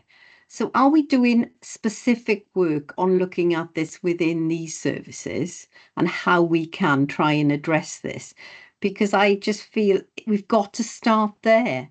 And it's obvious sometimes that in the more deprived communities, perhaps the access isn't as good and maybe they haven't got so many nurses. Is there any work going on this within the team? I'll let Sharon come in then, but in the paper you'll see that there's, I think it was 19 of the highest deprivation that we've identified. What Sharon and the team do as well is look at what we're delivering in terms of the totality across the clusters to look at whether there's equity or not. I was actually up in the LICE practice on Tuesday, and one of the conversations up there was because of where it's actually situated, which is at so Seven Sisters, Granant area, was how do we work with them now that they can start developing the minor surgery services so that that population has got access. They don't at the moment, so we have got a GP there who's is interested, but interestingly, they're very active in terms of delivering the sexual health component, local contraceptive do it. So yeah, so we've got a bit of a map. If you know, we've done something around optometry where we've mapped all the services, and we, you know, and Sharon seems to sort of do the same and look across the clusters. Thanks, Rita. Yeah, we're doing a couple of pieces of work. So our provision of supplementary services to our 17 different schemes, we're mapping those across all the clusters. There isn't a particular pattern we picked up in any one cluster, but obviously what we're trying to do is increase provision overall. That does have sort of financial implications, but we are able to, you know, increase those supplementary services at the moment within the ring-fence budget. We're also looking at two pieces of work, so health inclusion. So we're expecting a health inclusion specification to be issued. We do already commission services for homeless, asylum seekers. We're looking at when that specification is issued, we're looking at broader groups as well, like gypsy travellers, and trying to map across what health inclusion services we have. So we only had a homeless service in Swansea up until about 2 years ago. I'm very pleased to say we've now got a base in Neath Talbot, so it's something we commission regionally. And then, as Craig has mentioned in the paper, we've just started work with Deep End Cymru. So Deep End have, and I think it came out of Scotland initially, it's linked to the work of Dr. Julian Tudor-Hart, which I know people will know the name of, and the inverse care law. And they're actually setting up sort of peer self-support group for the top 100 practices in Wales with the highest level of deprivation. And we have practices, as Craig has said, so we're really keen to reach out to them and see what we can do. The National Strategic Workforce Plan for Wales sets up 2 key actions for working with practices from either a health inclusion or a socio-economic deprivation, and that is to have induction packs for the staff that work in those practices, and also to look at ongoing training and education and skill sets. And we're very keen to work with the national programme on those as well. So those are the areas that we're looking at the moment. Right. We've got 3 more contributions and then we'll need to close this down, but we're going to ask you to come back. Marie, over to you. I'm conscious of time. I'll pick it up with Craig and Sharon outside of this. Yeah. So I've just got Matt and Jill then. I'll do the same. Okay, thank you. And Jill, I'm sure you'll want to come in. Yes, so just to say that we've established some really good discussions with your group, with Sharon and Penny actually, who's here, about whether we can look at in the mix of those portfolio GP careers, because they do want a little bit more, don't they? They want to have specialism, and so many of them are quite passionate actually about health inequalities. So we're looking at, there is a new HEIW spec out for a GP with special interest in population health. So we're looking at, let's read it, do that. Obviously, you know, sort of that recruitment and finance and etc. hoops to go through, but that's a very definite something we could move on. And in terms of the deprivation profile, Rena, you know, it's a really good question, because I think the Deep End practices at the moment, it's just a support group. There's no money, there's nothing there for them to develop more from the government or anything, but it is good to have best practice.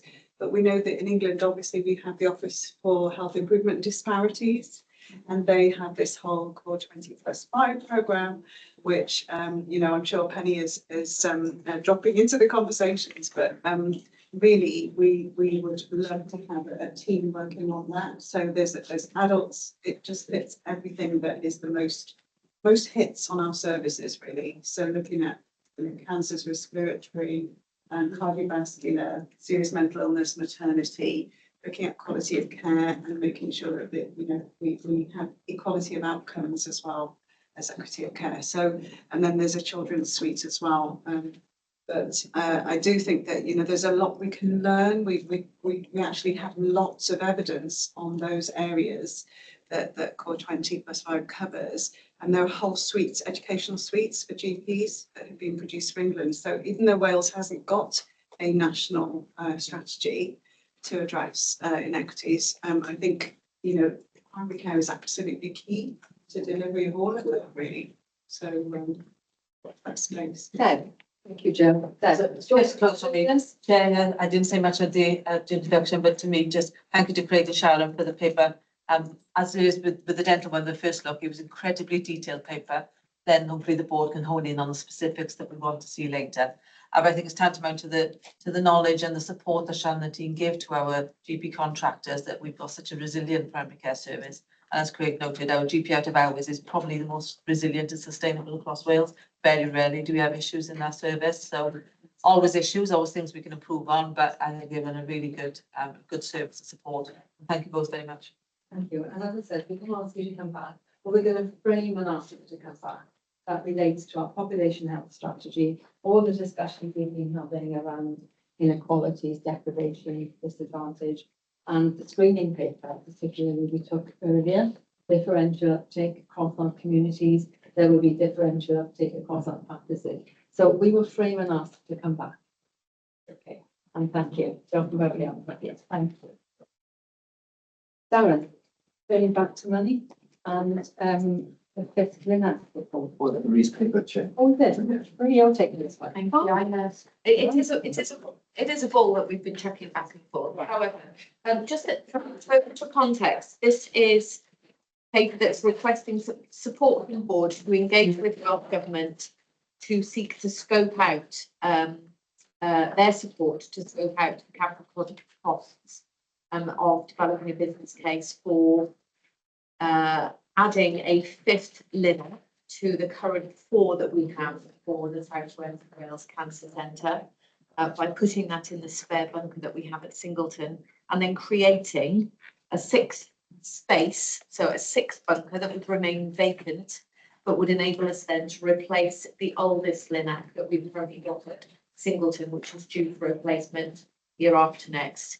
This development has been part of a 10-year proposal that was signed off on a regional basis by both this board and Hywel Dda Health Board in 2023 and is underpinned by some detailed demand capacity modelling.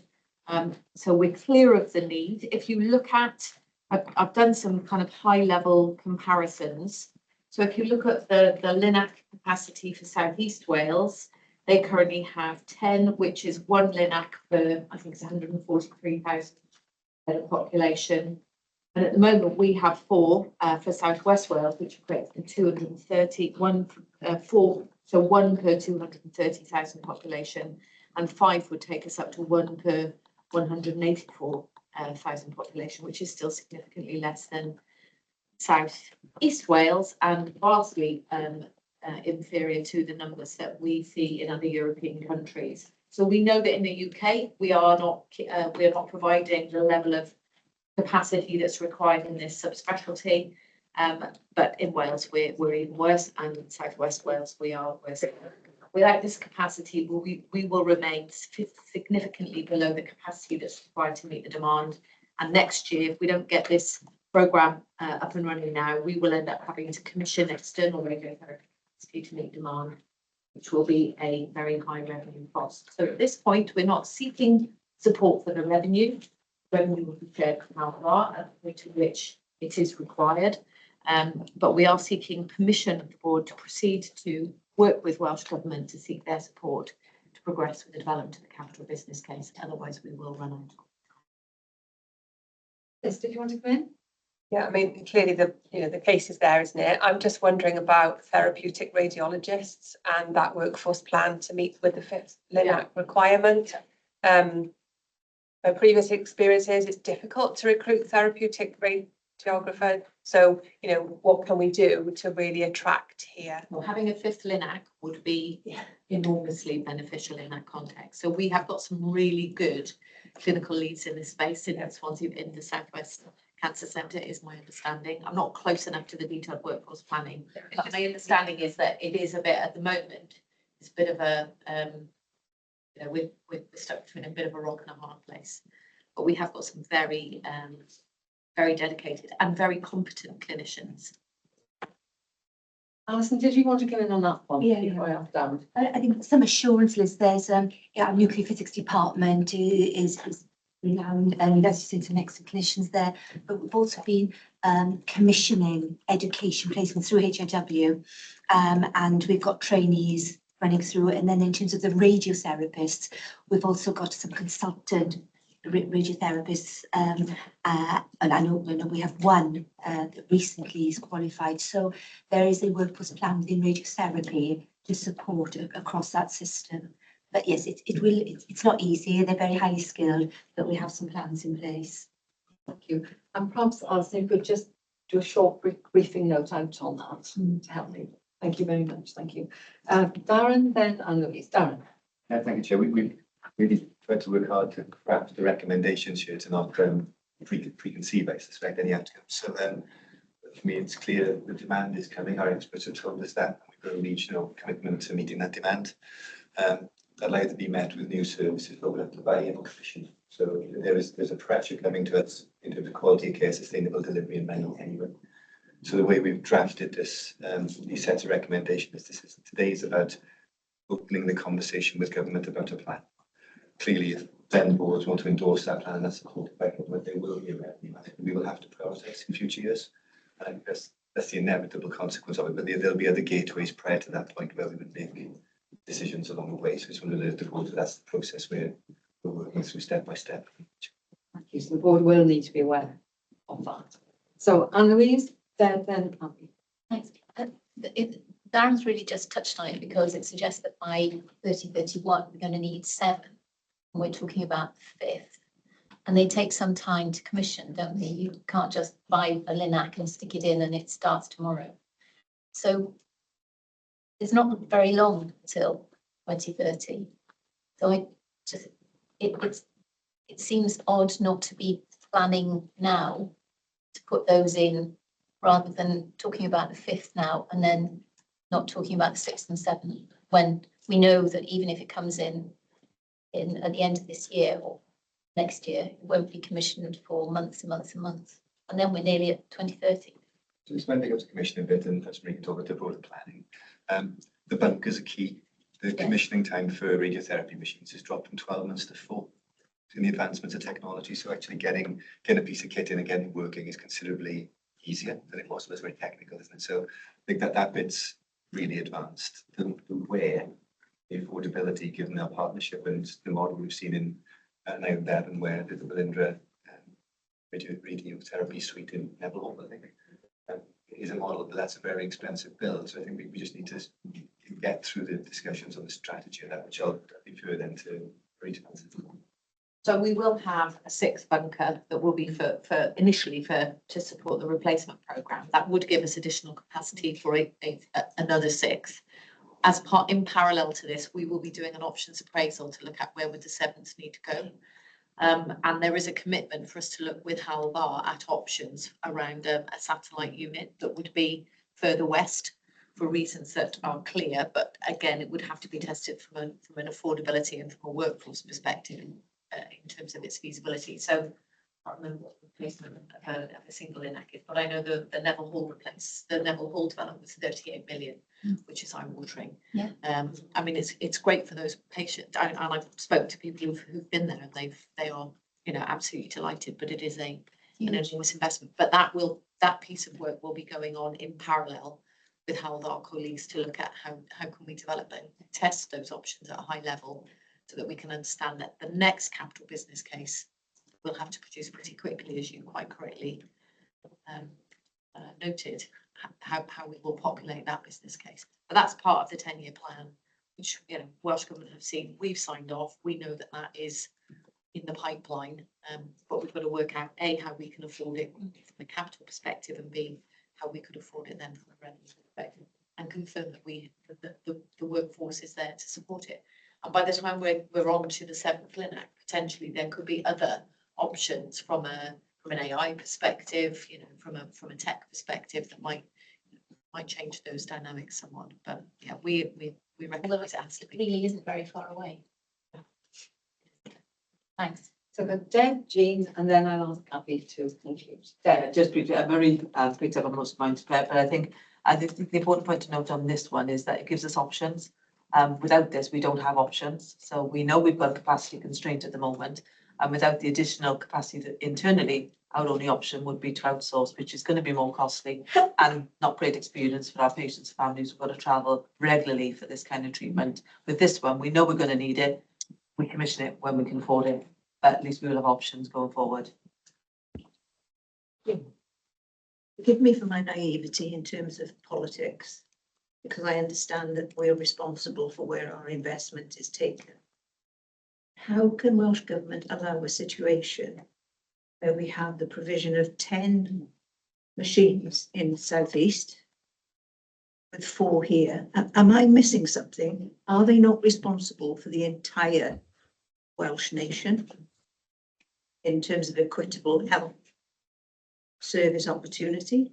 Well, spot on, as always. And I'm going to turn to the issue of parity for populations across South West and South East Wales to Abby as part of the commentary. That is a really helpful comment, Jean, for me to follow up the things I was going to say. So two observations. One, we do have a well-resourced national cancer network that needs to be helping us with this and looking at the demand and capacity needs right across the nation. And looking at future modalities, how that will change, things like where cell and gene therapy are going to come in much earlier in pathways and provide potentially different treatment options for patients. So they need to be helping us with this, and they should be endorsing what it is that we need to do in our region to get us to the capacity we need. So there's a conversation about making sure that the network is really plugged in. That's probably a conversation about other networks too, and the work that the Ministerial Advisory Group commented on in terms of how we work with those national supporting partners. And then the second observation is around commissioning. It is interesting to observe that in South East Wales, because there is a separate cancer centre, separate trust run by the Velindre NHS Trust, it's a commissioning relationship. So the business case for the enhancement of the Lennox there, the expansion, went through the commissioning that health boards had to agree and sign up to. So it makes it very explicit how much it's costing, how much the uplift is. And we need to take some of that and apply it here and have that conversation with Welsh Government, because you're absolutely right. Health boards in South East Wales were required to invest in this, and that's been part of their commissioning conversation. And it comes back to the sort of general view that we need to be thinking with a commissioning hat on for our population as well as our provider hat on for our own services. So really helpful comments, thank you. And I'll pick up the network conversation at a national level. Thank you. So if we move to the recommendations, I think the first one for us is to consider and recognise that given the growth in clinical demand, and it's the point that Deb's making, if we don't do this, we're going to have to source alternative treatment capacity, and that's going to cost us more. So I think that's the first point for us to acknowledge there. So on that basis, are we happy to approve the 5th LINAC and the 6th bunker brief so that we go to Welsh Government for a scoping meeting in view of formally initiating then the capital project? But coming back to your point, Aaron, in terms of the wording, we do need to agree that should we get that approval, then there is a revenue affordability issue, and we will have to come back to that, and we will have to look at the relative priority for that in light of our financial plan, both ours and ours. Yeah. Is that okay as a form of words? Right. Thank you, and thanks for all the work that's gone into the preparation of that. And then Abby as well, there is the action around the whole question of the national network of help to us, and then the parity issue for populations across South East and South West Wales. Thank you. So we are now going to cover part 5 and people before we break just for a 10-minute coffee break. And Tina, very kindly, if you will pick up all the performance elements here, the integrated performance report. Rena, was there anything you wanted to pick up first in relation to the alert from the committee before Tina does that? Yeah, just quickly, the alerts. There's 3 alerts broadly. One in relation to sickness and the need for us to have a more structured action plan on the primary community and therapy services, which they're due to bring back. One in relation to evaluating what we currently do to support staff in terms of sickness absence and the impact this is having, because obviously what we have got and we are seeing is a continuation of the high sickness absence rates that we have across the organisation. So we're going to be doing a detailed review to look at how effective these support services are And, you know, are we getting the benefits from them, and what else could we be doing? The second alert is in relation to the staff survey of 2024. Basically, the concern that the response rate was very low, and what actions are we doing to, if you like, in response to the things raised. So what we want to be sure is that we have got some actions to alert staff to in terms of what we did do, and then hopefully to engage more effectively on getting them to support the staff survey in 2025. And the last thing I think has been covered is in relation to staff flu vaccines and the expectation that we should be doing more, and my understanding is now we are doing more. And the last thing quickly was to tell you that the board alerted us to some concerns about the support for overseas nurses. And we did have a very detailed and comprehensive report on the support that we do provide for overseas nurses that we recruit. And we were very assured that the support was there where it should be. Thank you. Oh, thank you. Thank you. Tina. Just pick up two performance issues, so from the IPR. One was around the appraisals of the PADRs. So we're only still at 73% against the Welsh Government target of 85%. So the action that we're taking is to increase the number of reminders generated through the electronic staff records, both to the employee and the appraisal, to make sure that they're aware that the appraisal was due and outstanding. And the HR business partners are working through the service group managers to make sure we get dates with all those outstanding in by the 31st of October, so in the next 3-month period. So we are doing a focused piece of work around that. The other bit which Rena touched on is obviously sickness absence continues to be a issue for us. And we've got the highest sickness absence rate across the health boards in Wales.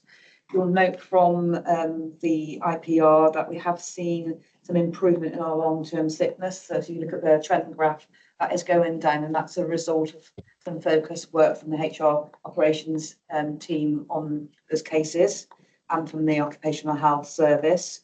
We have, however, seen an increase in the short-term sickness absence in the last month. So that to me indicates the management, the use of the management attendance policy, making sure where the people of that triggers that we're having those escalation meetings with them, understanding their commitment to attending work and understanding what we need to do as an employer to put support in place for them. So that's ongoing. We've got a paper going to this month's WOD committee from Morriston on the role that learning from the role that they had in place. So we'll take some learning from that and look at what we need to do wider in that regard. That's regarding performance. I have got a couple of bits around assurance, if that's okay, Chair. So I've been in post for 3 months now. I just wanted to provide an overview of the areas that I'm focusing on, just to provide assurance to the board. First of all, is around the people strategy and implementation plan. So we have got an agreed people strategy. I'm working with my team to make sure we're really clear on what we're focused on as priorities. So what are the key things that we need to work on, and then aligning the resources within the WOD Directorate to those priorities. I will bring that back through to in a couple of months' time through the committee first, but to board, if that's okay. Also, we've now stood up the variable pay steering group, which I'm leading on. We've got 9 programmes of work underneath that steering group, and then we're now standing at that weekly. So there's quite a bit of work coming through from that area. Also, now I've taken the Organised Success programme outlined for approval through the management board in August. That again, that will come here for the next board meeting as well. But we've now we're working through the asset portfolios as a phase 1, and we're preparing and planning in the background for the other phases. And the last priority area for me is workforce plans and aligning those to finances. And I think that we have got a gap in that. So we've got lots of nice narrative around our workforce planning, but not the numbers. And I think there needs to be more visibility through the WOD committee and here on what our trajectory for our future workforce plans, i.e. the whole time equivalence, the impact of business cases, or SIP schemes, etc. And then making sure that we're clear, that we're on track to deliver what we've committed to. So all of that I built into a new work programme for the WAD committee, which is being presented this month for discussion. So happy to take any comments on that. Thank you. The model actually work there outlined. Rena and Tina, thank you very much. Any comments, questions, anything to add or ask? Darren. The comment is thank you. We need all of those things to underpin the immediate challenge we face in the longer term workforce sustainability. So really welcome the approach. Anything we can do to support. Jackie. I just want to say, obviously, our sickness and relationships with stress and anxiety is our highest, and it's about a third. For me, I think it'd be interesting to see if that comes down with the fantastic work in Morriston on the difference in how people are feeling. That's bound to alleviate some stress for the workforce. Hopefully that would be. So great, so thank you very much. And again, Rena, to you, members of the committee and Tina and your team, thank you very much. And we take assurance on everything that you're doing. Now, we have a 10-minute break now, and then we're going to come back and get our heads down on governance, because we've got a big piece of work around the mental health transformation programme. 10-minute break. Okay?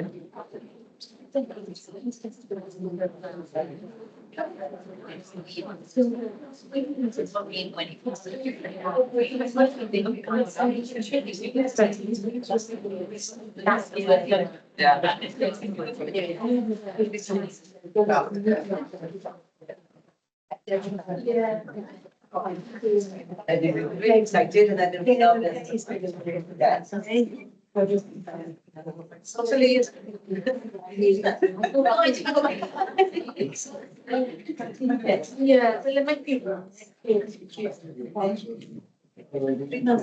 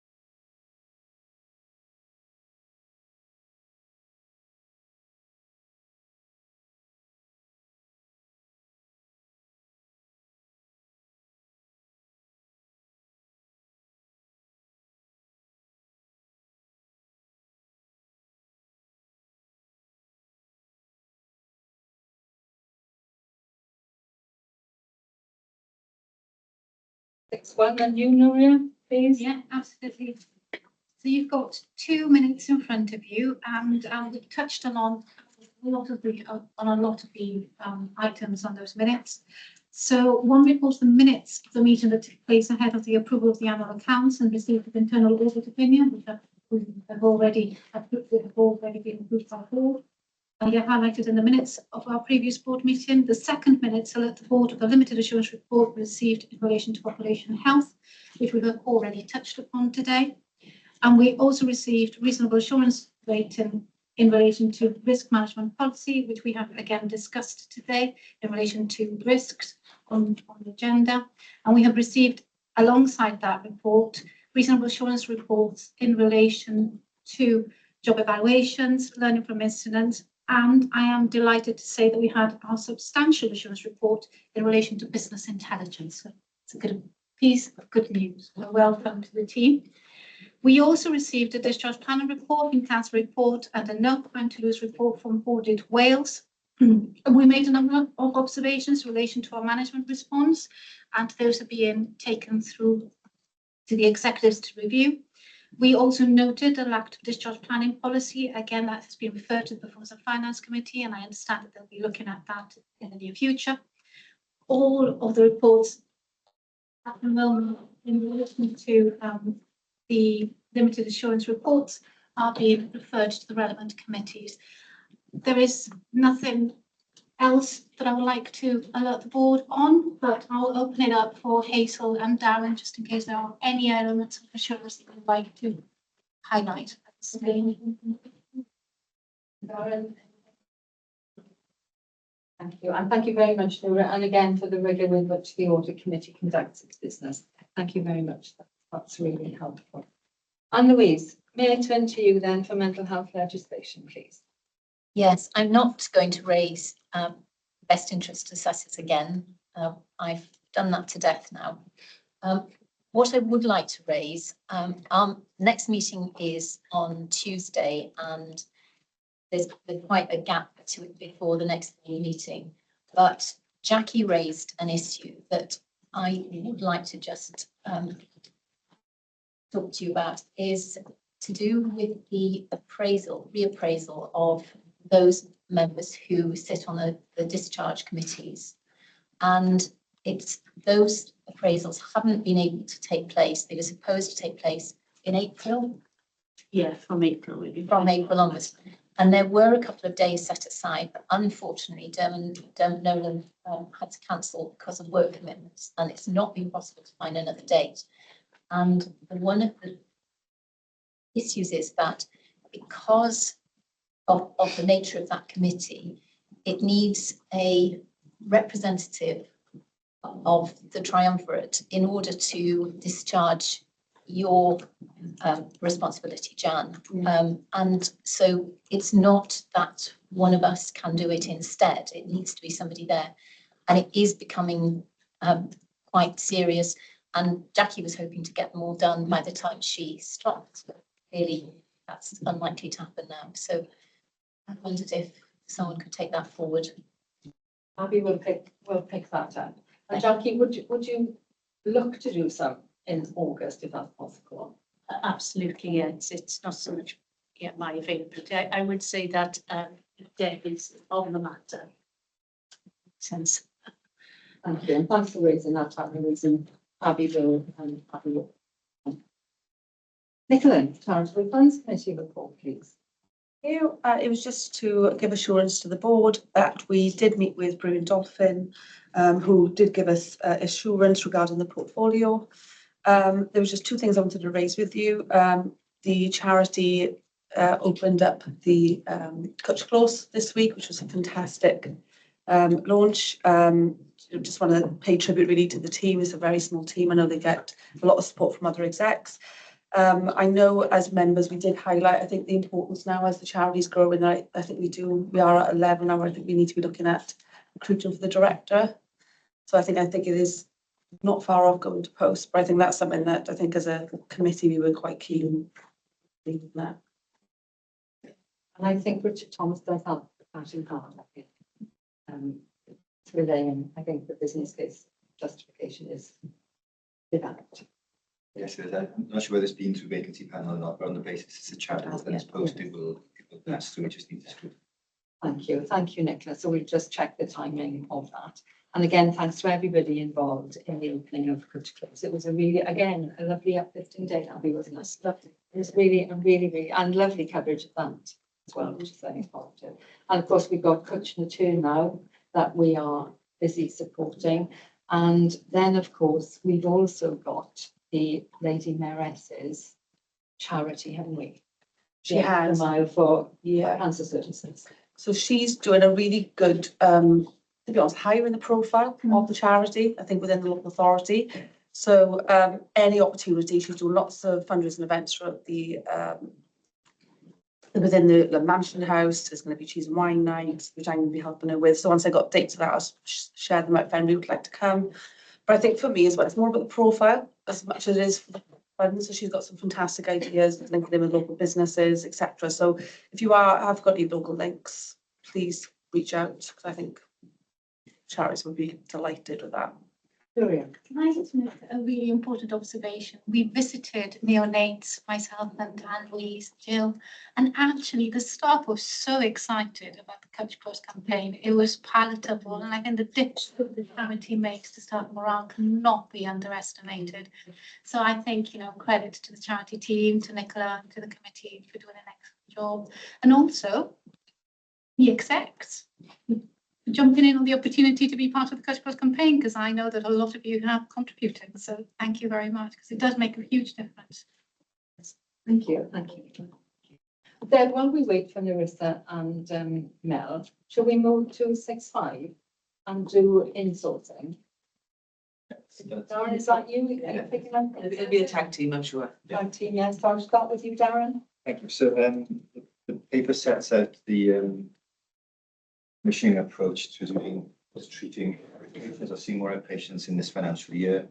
We will know the Cabinet Secretary has made a lot of resource available to reduce waiting times, and then in this case, volumes by up to 200,000 people this year. Clearly, we've done very well in terms of our patient delivery for 3,000 weeks. That we have an ambition to go further. So this plays very much into our ambition anyway, Chair.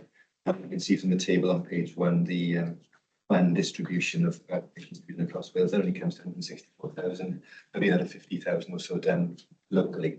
Well, what this paper does on page 5 is just set up the volume of patients right out to 20,687 outpatients across the specialties and the cost. The contract has been led nationally, which for us to agree locally, and we have the funding at 2.28 million available to do that. And really, the sooner the better in terms of the paragraph beneath this, which is we've argued that whilst these in-source patients come through, and this is the cost of the clinical appointment, actually we'll be opening our buildings on weekends, we'll have people working outside of hours, and therefore we've been allocating another 436,000 to cover overhead, commas, as is every other health board in Wales. So we'll keep an eye on that. That's a different approach. It is a welcome approach. So, and this paper was considered as well by the Performance Finance Committee and supported on Tuesday of this week.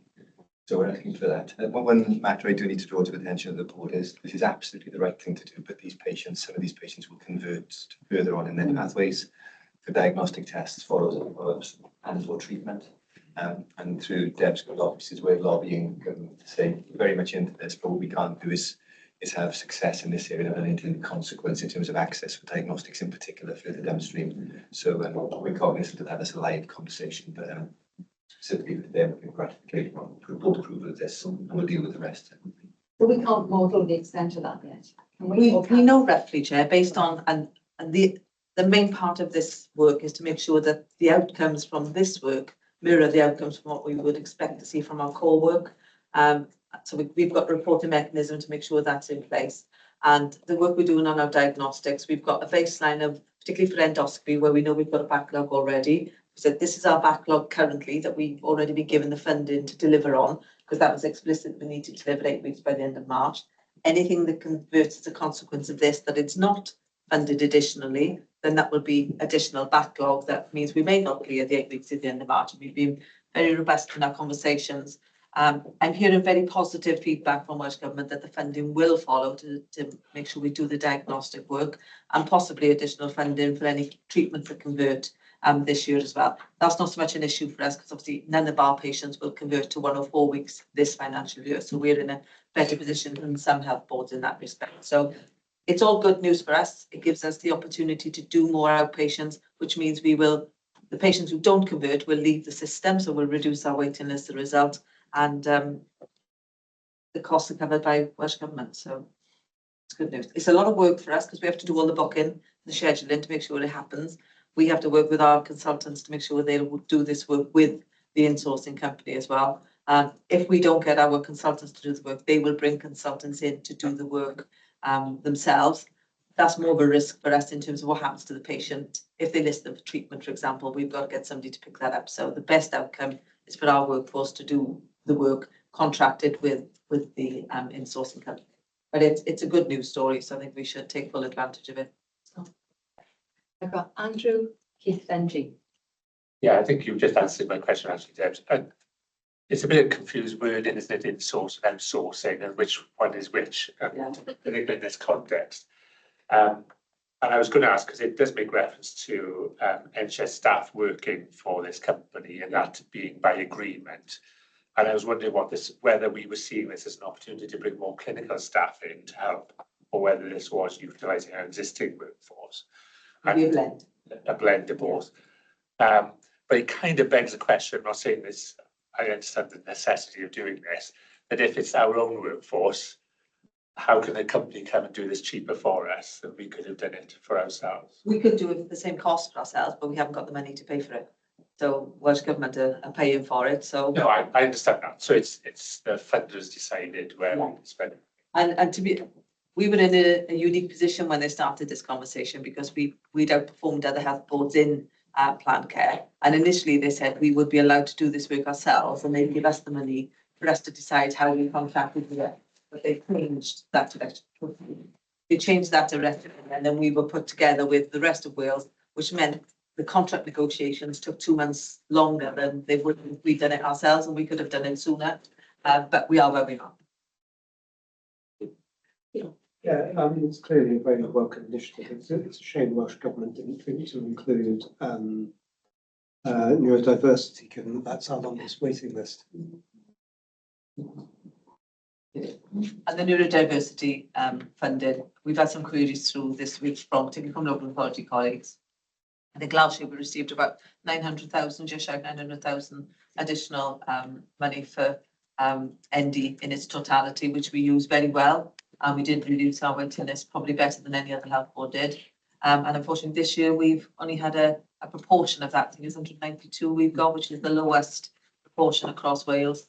And it means some of the more sustainable solutions we're going to put in place, jointly with local authority colleagues now, are not going to be funded. Welsh Government's letter to us was very explicit that it's for children's waiting list reductions only. So we are limited to what we can do. But we have had comms back and forth with Welsh Government, so with local authority, and they're very clear on the disappointment across the service and how that limits what we can do. So watch this space, you never know, things may change. And I know Abby as well, yeah, we'll follow through with Welsh Government, we know. Thank you. Jean, would you like to come in? My question, Jan, is focused on the learning that we derive when we've had these kind of contractors come in, or this kind of funding provided. And I guess it applies to procurement in general as well. Where do we see the visibility of the holding to account of these people that we bring in to deliver these services? I can answer that, Chair. So I was part of the tendering process to make sure that we were asking the right questions and the framework we were putting them on, and the contract was very explicit on what we expect. We've got a pretty robust reporting template to complete as well, to making sure that what we don't want to happen, Jean, is for them to bring in external consultants who don't work for us, and all they do is send a patient off for a diagnostic, and then they still end up in our system further down the line, and they don't get the same qualitative treatment that they would get if they were with ours. That's why the best outcome for us is for our own consultants to do this work. There's some rewarding for doing the extras, but B, they own the patients and the treatment plan is theirs. We've had positive experience with a company who's going to do this work for us. Previously, we've had a contract with them prior. I know some of the other companies who tendered, health boards have had less positive experiences with them. But it's around the monitoring. It's going to be very closely monitored on a monthly basis. Anything we feel is out of kilter with what we would expect to see, we'll be picking it up directly with the company. I think that's why it's important that the contract, even though it's paid for nationally and it was part of a national framework, the contracts are local, so we own the contracts and we'll be remunerated for them. That means we've got more oversight and monitoring and engagement with the company to make sure we're seeing what we expect to see, Jane. There's that disconnect sometimes between what's agreed on the contract of the procurement award from what's delivered at the end of the procurement size. We're quite robust. Darren, do you want to conclude on that? Yeah, it was a supplementary point, Chair, in that in the last fortnight as well, we've been given 1.506 million to see 1,250 additional endoscopy patients, which the Performance Affairs Committee was able to consider on Tuesday, but in terms of board timing, we haven't been able to bring it to today. So I'm raising that for a number of reasons. One is, two is the complexity that Deb's team are working through, because that 1,250 will see us close to the 8-week target. But if the general surgery and gastroenterology patients on this list convert through, will take us away from that. And we've got flexibility in that contract. So that may well come to the Chair's action, subject to a contact with the Chair, but just to alert board members, that's happening, and then maybe more as well. We're having in that position, Chair, we've also been very clear that, and it comes back to your point that we don't put performance over finance.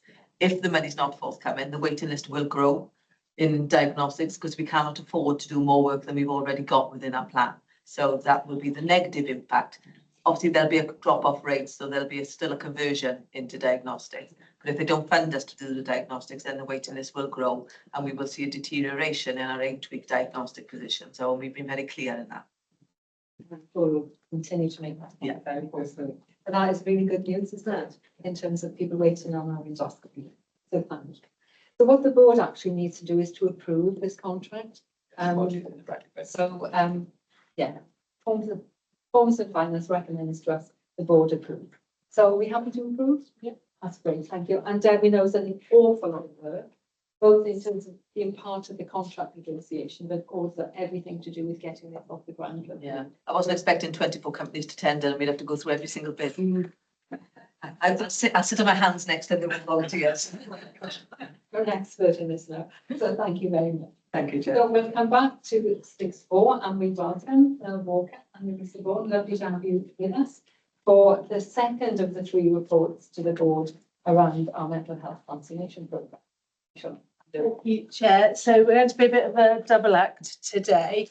And thanks for the opportunity. So we are assuming that you've read the paper, and as the Chair says, this is the second of 3 reports as we progress the work. So in the report, you'll have seen there's an update on the transformation programme and then some detail about the state condition and where we are with the work on that. So if I just pull some highlights out of the transformation programme in the wider context. So work is going on and that most of the work streams are getting a good rhythm now.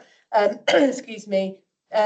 You'll remember that at last board meeting I raised particular concerns about information, and I'm very pleased to be able to say that there's been some really good work in that area which was summarised here, and actually a real enthusiasm now coming from people about how we might be able to build some short-term solutions which aren't the optimum end point but get us to a better position where we can collect information digitally, and secondly, therefore look at it and respond to some of the challenges, for example, in some of the coroners' prevention of future death notices around the transfer of information and the maintaining eyes on patients.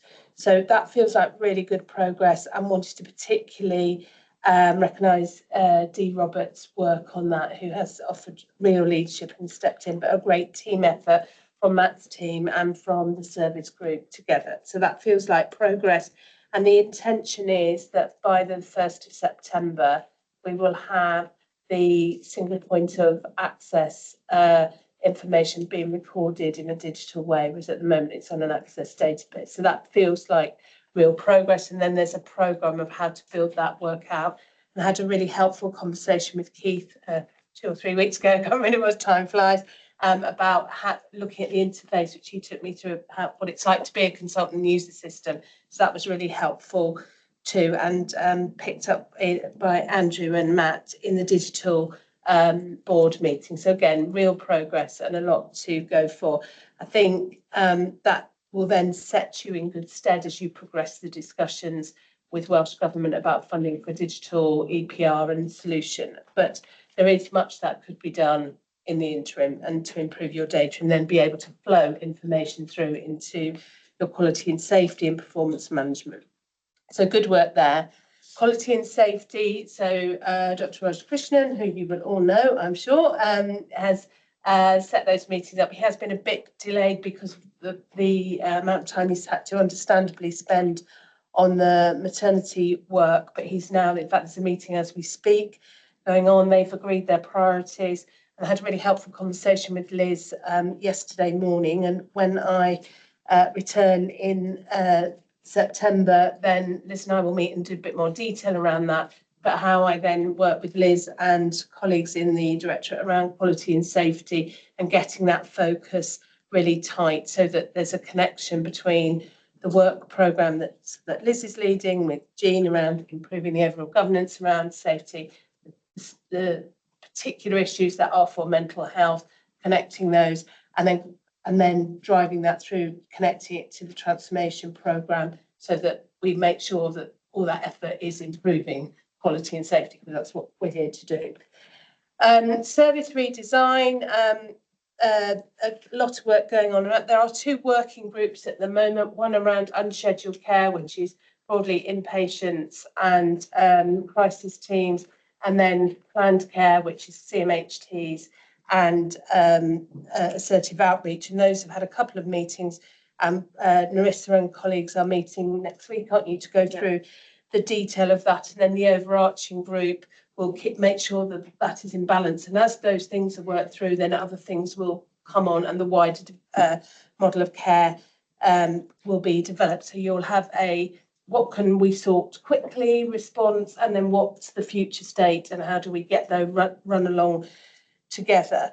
That work, and Narissa can speak for herself, as you know, in a minute, but Narissa Watscombe has done a huge amount of work with connecting the work through to the RPB and working with Marie and colleagues around that. And so we've now got agreed shared priorities so that we can respond jointly to some of the challenges that were set out in a number of the joint incident responses, but also make sure that we have truly integrated responses as we go forward. So that is really good. We'll come on to states in a minute. Workforce, we've had less progress on, and there's a range of reasons around that. But again, a very helpful conversation with Liz yesterday morning. So the priority, if you remember, was the nurse establishments, and that work is going on through the processes that Liz has set up. So we've agreed that for the next few weeks, that will be where the focus of work is, because otherwise, to be frank, we're going to stretch the people in the service group in 5 different ways. And that has to be the priority. So then once that work is complete, then we will pick up the wider workforce issues, and that then will connect with the new development of a new model, ways of working, extending roles, advanced practice, etc. So and we're having a discussion about who might chair that group going forward. So those are the other work streams. In terms of the estate, you have a summary here of the challenges that face the particular chunks of the estate, and what's and hopefully that's clear for people. I'm sure you might want to ask some questions in a moment. And we also included the summary of the work that Richard Thomas's team, including Joe, in particular, done on previous consultations, so that we're making sure we're connecting that work as we go through to look how we move from the current unacceptable position of the estate for mental health patients, both adult and older people, to move to a temporary solution whilst a longer term solution is sought. And we will bring those options to the September board. So that work is ongoing, and Narissa has done all the work on that, so I can't claim credit for that. So those things are ongoing. There is one issue we wanted to just flag, and if you turn to page 12. We've had significant progress on much of the short-term work. We're waiting for the written report on the ligature risk assessment, but we've had early feedback from that where there are some things that need doing, but no new risks that are of significance that were identified, but we haven't received the written report yet. The real challenge, which is a matter of debate at the moment, is some of the costs of the programmes have come in at a much higher level than was estimated. And Darren's team and the service group are now looking at that to see how we can work that through. So that's work in progress, and Narissa's going to keep an eye on that. And then and as part of all that work, we've had a number of comms meetings to get a comms and engagement with both small and large letter comms and engagement around making sure that there are conversations with the right people who use services, people who care for them, staff, partners, etc. And since the last meeting, as your board will know, there's been a visit from representatives from CLICE, which was very helpful too. So I don't know if Narissa, if there was anything else you wanted to I mean, add. I think the estates work, we've done quite a deep dive in here so that it gives you an overview of the programme, and it is really sorting out some of the short-term immediate actions, and we're making good progress on that. So a lot of those things are in train and in procurement stages.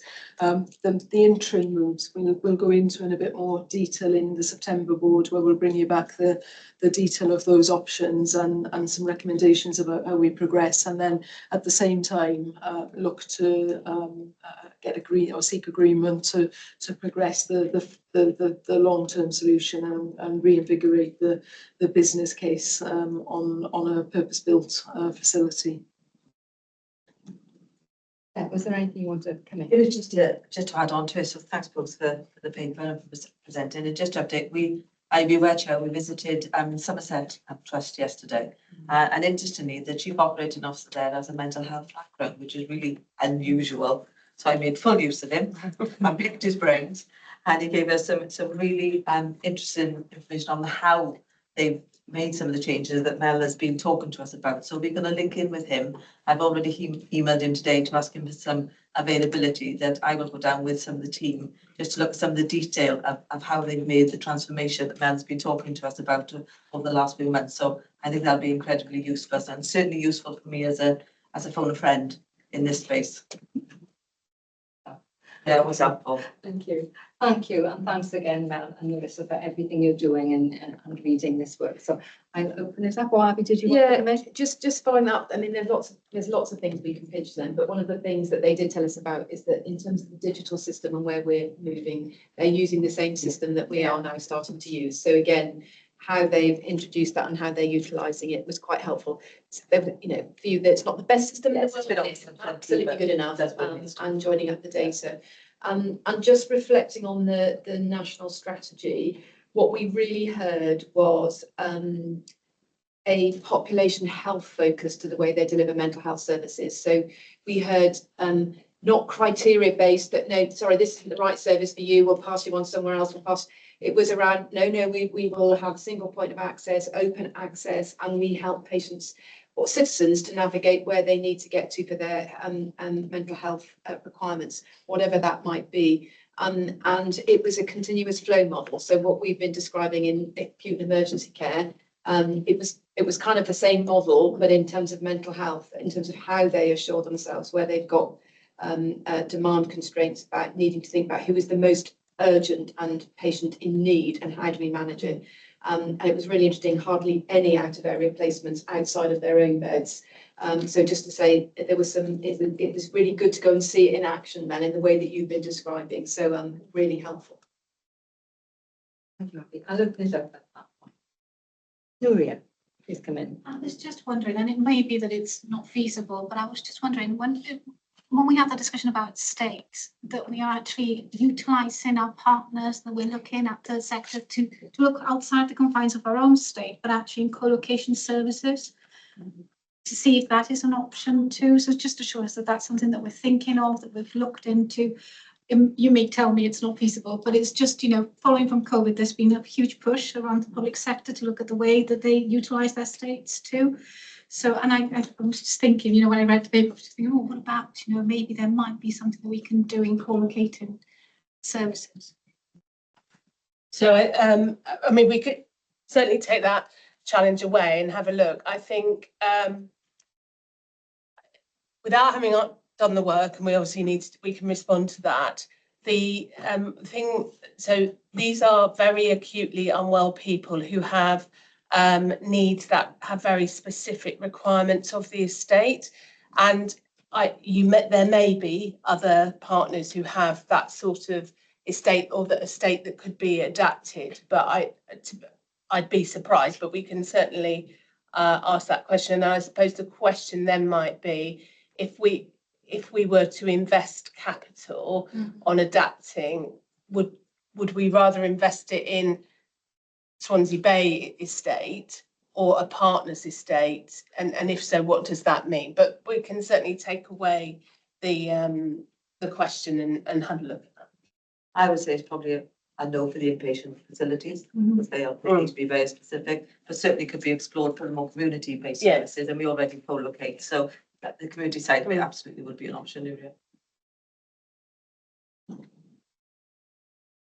Hey, you come in.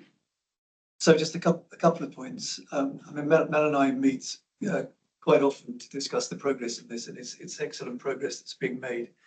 I would say a couple of things on estates.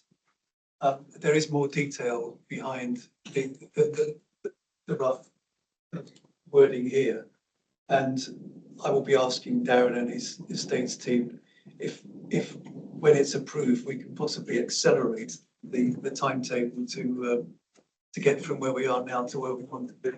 It's currently the indicative timetable is currently 34 months, which doesn't feel like a timetable for an emergency repair job, as it were. So if there's any way of making that faster, we would be keen to see it. I guess the other thing to say is when you look at the landscape of our mental health services as set out in this paper, it doesn't describe the low and medium security facilities that we manage on behalf of the JCC in Bridgend. So it's owned by CUMTAF, commissioned by the JCC, but managed by us. So it's quite a lot of bandwidth of our mental health and learning disability management team is taken up on that activity as well. It's not just what we have in this paper. So in terms of there is a lot of detail that we've been working up in the last couple of months that sits behind this, which we'll bring to you in September when we've done a bit more consultation work with staff and with stakeholders. I think that 30-month programme sounds a lot, but actually we're making, I mean, I need to phase it for you so that you can see the phases, because we will be getting improvements within the first phase that you'll see. So that 30 months sounds a lot, but actually there will be stepped improvements during that 30 months where changes to service configuration will take place. For example, in phase 1, we'll get all our acute, or the plan is we try and get all our acute services into one facility, one site. So and so we'll take you through the detail of that. It feels like a long programme, but and trying to condense it into a shorter one is something that we will obviously try and do. But we need to just break that down so that you can see what the various phases actually give you in terms of improvement. Would be helpful in the report that comes in September. Darren, if you want to come in, thank you. Yes, thank you. Just specifically on that, I'm aware, because I'm close to the work, that there are a range of options being considered, and we'll bring to the board in September a preferred option. We want to prejudge that yet. There'll be timescales, cost, practicalities, consultation potentially, and all that. So the offer back for me is whichever one of those options is one that comes before the board, we're very invested in as quickly as possible in the governance of business case decisions and any contracts that would need to be let to do the work. So I'm up for the challenge of acceleration. Let's see which one lands. Yeah. And then we can look to put that in place. Really helpful. Yes, thank you, Darren. That's really helpful. Keith, would you like to come in there? You just addressed the point I was going to make. All right. Okay, there we are. So that's fine. That's great. Any other points or comments from? No? Well, I think we can move to our recommendation then, and in so doing, Mel, and so we extend our grateful thanks to you and the teams for everything you're doing. I mean, this is one of our key pieces of work, as you know, alongside maternity, neonatal and unscheduled care. The board is giving equal attention and focus and time to each of these, and we won't let one fall. We promise you that, given everything that you've been doing. So we can receive the report that we've had today, and of course, we've considered well now what our existing position is in terms of the estate, and we recognise fully we need to do something significant, and we need to transform it. All the details around previous consultation exercises, that's really helpful to us as we sort of go out again and talk to staff and service users around what is prompting the changes. And then we do endorse and support the work that's already underway to address the risks that we've outlined. And then hopefully we can approve the receipt of a more comprehensive paper for September on the interim solution, the temporary moves, and then also approve, we'll be working on the appraisal of capital and revenue considerations, but also we need to be looking at final solution as well, as it were, the sustainable solution rather than final solution perhaps. So have I captured that correctly? So thank you. So now you now go on to the summer. I do. There is a plot on. Yeah, I'm still on it now. I know a number. Okay, thank you both very much. Thank you. So Hazel, we turn to you now, 6.6 and your corporate governance report. Yes, it's a routine report that sets out the matters that we considered in the committee board, such as surplus, common seal register, and the board's business cycle is there for additional so we can receive Hazel's report and confirm that everything that needs to be done following receipt of all these, we do put the actions in place. Happy with that? Thank you very much. So then that takes us then to the minutes of the meeting in May. And again, they did go out for comment in draft form. So I'm not proposing to go through them. So 29th of May, first of all, are they a correct record or does anybody want to change anything? And then we've got two special boards, as we know, 25th of June first.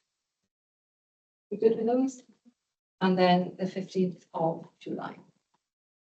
Thank you. Thank you very much. So Hazel, action log then? Yeah, we've got, we picked up a number of actions in the last board and special boards as well that we're still working through. So rather than go through these now, I propose I gain the further updates and then bring them back to the next board because they've been added on quite recently now. Although you could send it out outside. Yeah. Just to update people while we do Yeah. that.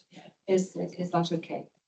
Super, thank you. And we thank our minute taker as well, Raina Williams, who does, she's never with us, but she takes the recording and then she crafts the minutes. So send our thanks to Gaina as well.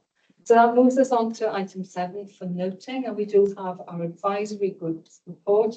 And of course, we do have Pat with us from Stakeholder Reference Group. So Pat, anything you want to say to the board on the SRG? Only that, well, two things. One is that we've got some more members, so hopefully that's starting to come through. At our last meeting, the main item was the maternity and neonatal services report, and we took up about 3/4 of the meeting, which was very worthwhile and very useful. I think we were all impressed by the attitude of the board, but also the attitude across all levels of staff, the very positive way that the whole review has been responded to. The only sort of point which I know is being taken up anyway, but to look sort of deeply into the demographics and why some of the differentials in demographics have come up. Thank you. That's really helpful. And of course, we're always very prepared to come to meetings of the SRG to explain the board's business in more detail, if that would be helpful. As did happen. Yeah. Thank you. Thank you. So Hazel, the other two advisory groups, then anything there? Okay, so thank you. So we can take note, and we take note of my chair's report and what I've been up to since the last meeting. So thank you for that. So I've not had any of the business notified, but as the meeting's gone on, anything that's occurred to anyone that's invited back? No? So at that point, we move to our review of meeting effectiveness, and Tina has very kindly agreed to be our rapporteur for another meeting, but we are looking for a nominee for the September meeting. So Tina, over to you. And this might not be in the right order, but I'll just give some initial reflections and then we'll write it up and circulate separately. But just a reminder for each of the sections of the high performing boards, the first point around quality of papers. And I did feel that it helped with the reading room. I think there's some admin improvements we can make to the reading room. I have the same references. It's easier to correlate what's in the reading room to the papers. But we also had the mental health report, which was here and now and for future. And that was really helpful to have the primary community report and the role and programme work back as well. So I think the scope of the agenda is improving from discussions that we've had. Around the risk appetite, we've started to have those conversations, but the high performing board, the risk appetite for each agenda item is defined and discussed. I don't think we're quite there yet.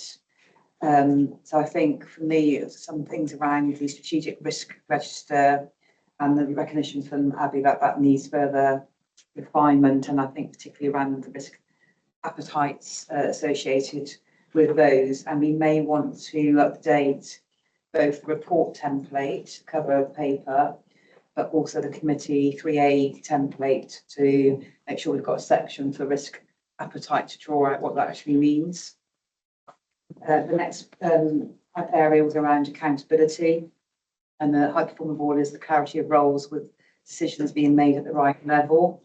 I thought the chair really set out at the beginning of the meeting what our responsibilities are as a board, and I thought that's really helpful context and helped set the discussion as well. And we also have taken some quite brave decisions, like not approving the financial plan, and obviously we've got some consequences to that. So I think there was good demonstration of accountability at the board meeting today. Decision making, I thought the two papers, the Dano dairy development paper and the Liniac report, obviously that's been considered in a lot of detail before reaching here, so the decision was made then easier because of that work beforehand. The water board assurance, so assurance has been provided throughout the process. We had some good patient story, the reference from the quality committee on the patient story that you reviewed. We had a follow-up from the attendants at the staff from the ED, and to get some assurance from that. I did pick up the point in the meeting about the cross the subcommittees. So we had a difference in views around assurance and alert around the flu vaccination. So things like that to maybe consider going forward. Diversity of board. I thought it was helpful to have attendance from the senior teams presenting their papers, which I thought added to the diversity of views, but felt there was the environment to allow people to express their different views. So there's really good conversations had around that, particularly still around the equity, we belong report. Conflicts of interest were managed well. So my overall, just some summary, some key points were that a good alignment of heads to our strategic objectives. I thought a really good discussion. And then just a couple of areas for further reflection. Metrics, I'm not sure we because of the number of metrics and information, we might be losing what are our key driver ones. Yeah. And therefore we need to do some sort of reflections of that lens on future papers. And then the risk that I touched on, risks around the risk appetite, how we strengthen that both within the subcommittee reports and our risk update. And then just one last reflection, some of the papers were there's variability in some of the exec summaries, or the purpose of the report. So you may want to consider how we, what's the so what is it we're trying to get across to the board to consider, so it makes it easier then for us to focus down on those decisions. So that's what I've got to. Thank you, Gina. And of course, we packed a lot into this agenda today, and we didn't take the decision to add the presentation around unscheduled care, because it, you know, primarily because it is such good news, and we did need it. But you know, we will try and see what we can do in the right, because we packed a lot into this agenda, and I don't know how we've done it, but again, we've ended on time. When we were launched that, 40 minutes over. Breaks, Jan. It is remarkable. Anyway, but we can't quite close because Jackie, as you know, as I said earlier, it is your last board meeting with us, although you don't leave us until the end of August when your second term concludes. So throughout the 8 years, and I've only worked with you once, but I've had talked to colleagues who've worked with you around the board table for many years. You've been a steadfast advocate for the voice of staff, and you've clearly got very deep trade union background and experience. And you've brought that unwavering commitment from a trades union perspective to every discussion. So I think in your time on the board, you've been in most committees, I think, both for the OB, mental health legislation, quality and safety, charitable funds, to which I'll come back, and organ donation committee as well, an unseen but really important role. And you're always very thoughtful and impactful. So It'll make me cry, you know, Jan. oh, well, do you know, you've offered some very wise counsel, I think, during what have been very challenging times. If you think we've lived through pandemic and everything that meant, and you've always championed the well-being of our staff, but also their rights as well. And during the pandemic, that was really difficult, wasn't it? As 18 months, very, very hard yards during the pandemic. So you've also balanced anything around strategic insight, but how that plays across the practical understanding. And you've applied that, if you think, the major changes in the services that you've seen, the centralisation of urgent and emergency care at Morriston, and you've been, you know, really there for the staff in terms of the implications of that. Changes to the configuration of older people's mental health services, and of course, the transfer of services to Bridge from us, Bridgend services, to Comtal. And for you, staff and patients, and the impact on both, been central to everything you've done and every contribution you've made to the board.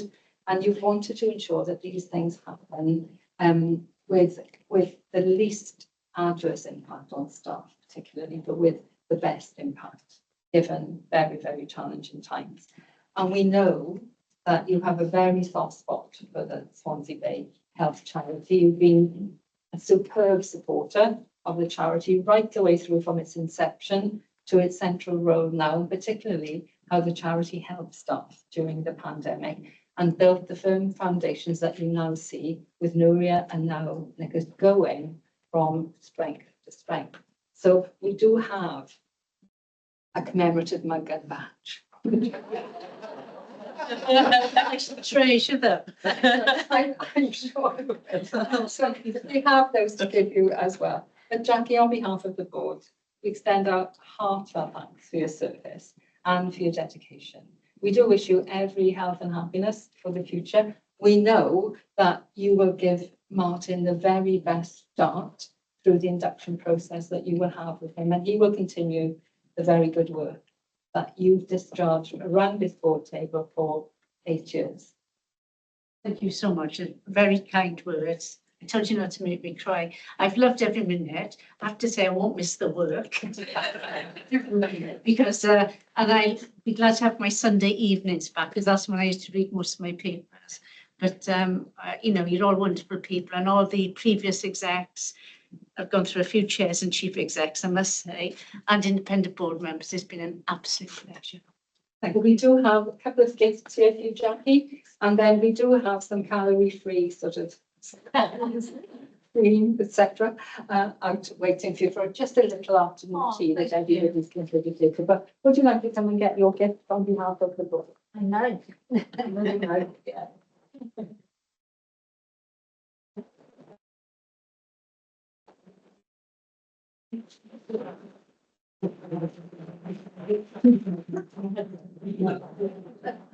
You so much. Well, you still have another month. So I do. I'm gonna give those PA to those priests that know very good. Thank you. Thank you all. So we do have set up Hazel in the kitchen area. Oh, it's past the kitchen. Just It's in the kitchen area, we've got some little nibbles and a little mini activity. Thank you all very much. I'm very sorry to join us.